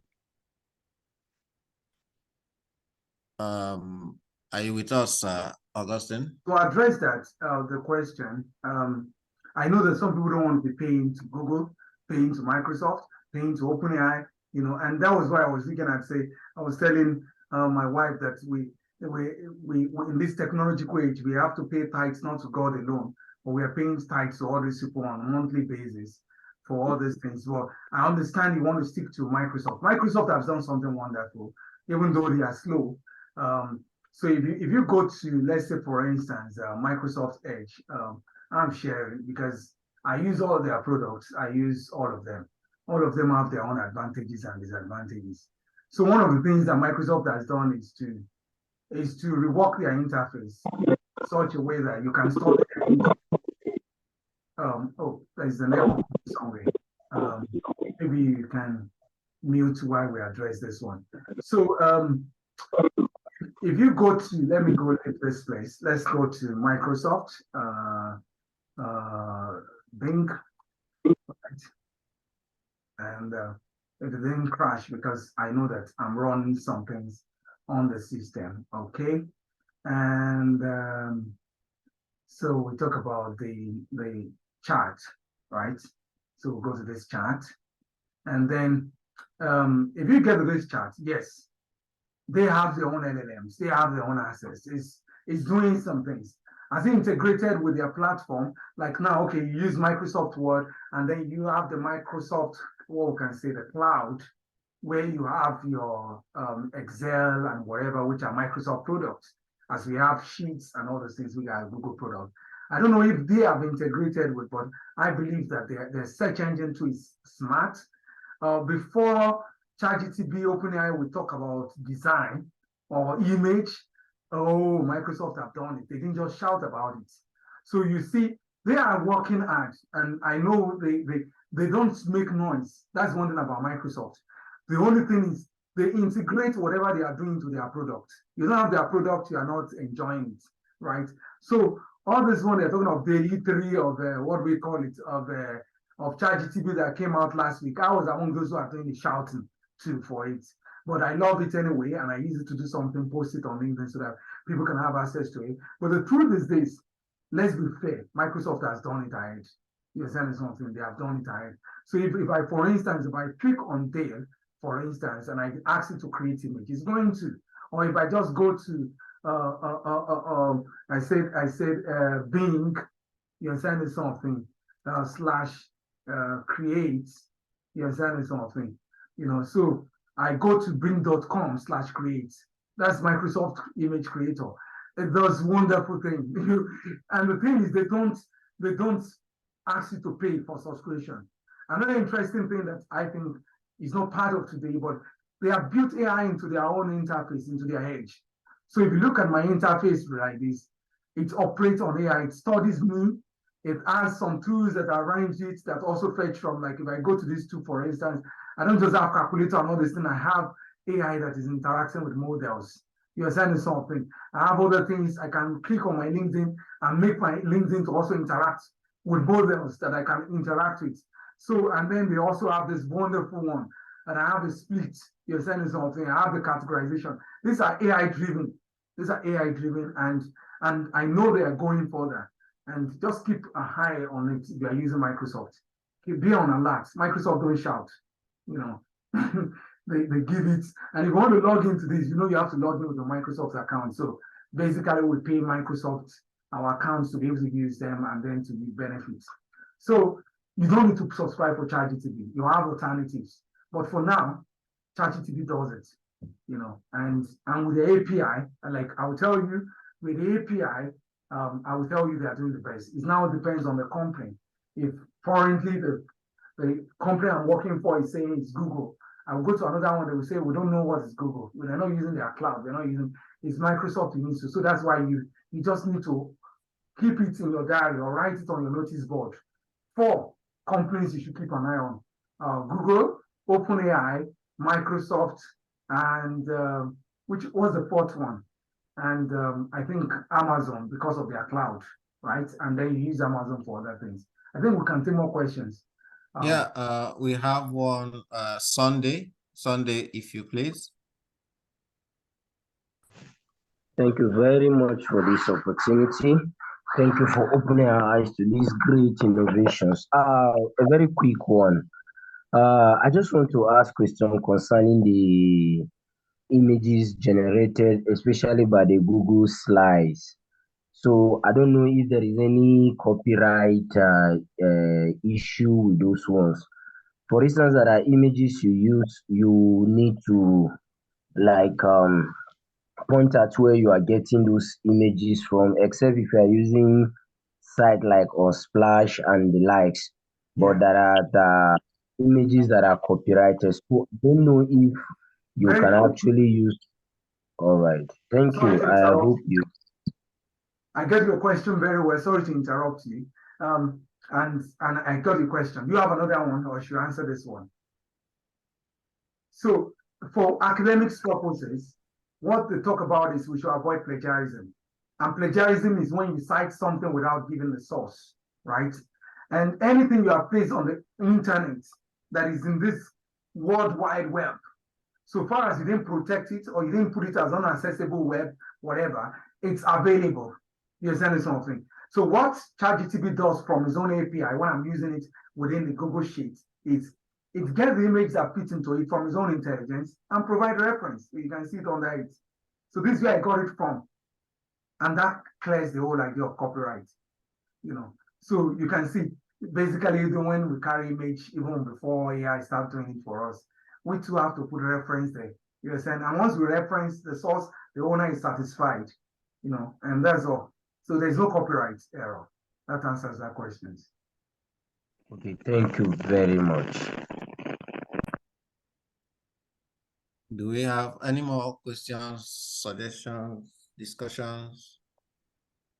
I know that we are concerned about the last bit. It was kind of fast. It was super packed and fast. Okay. So the video will be made available. It's already in the chat room. It will be available on the Google Classroom. So thank you very much, my brother, my friend, my mentor, my boss, Augustine, for facilitating this. I do apologize to everyone. It went, I mean, we are hoping that worst case scenario, we are hoping to extend by 30 minutes, but here we are, an hour 47 minutes later. And, you know, if we still leave Professor Augustine, we won't be going home today. So yeah, Sam, you can contact the facilitator. Emails will be sent out to everybody that attended, especially those of us that came for the very first time. I've already introduced what we're about, ARN, and it's you can see that we add value. Yeah, each time we come around is always to add value. We discuss sports some other time, but right, you know, here we talk about value. Africa has been in the dark ages for long. We need to come up top, and we need to use tools that are available to be on top. Yeah, no. So yeah, that's what we are about. So I don't want to waste our time any further. I'm glad that we were able to impart some knowledge. I'm glad that we were able to, who can now see like the research and everything from all right, Yoknam, I hear you. My apologies. We'll put a cafe on it. Okay. So I'm glad we were able to impart knowledge, and I do hope to see you guys when next we call, because this is what we do monthly. Yeah, I remember the first one I attended was around July, and it was still super packed like this. So yeah, thank you for coming. I will on behalf of the facilitator and the board of directors and everybody that is part of the body of ARN, I bid you guys good night. Unless the facilitator, do you have something you want to add? Once the boss says good night, it's good night. So cheers. All right, sir.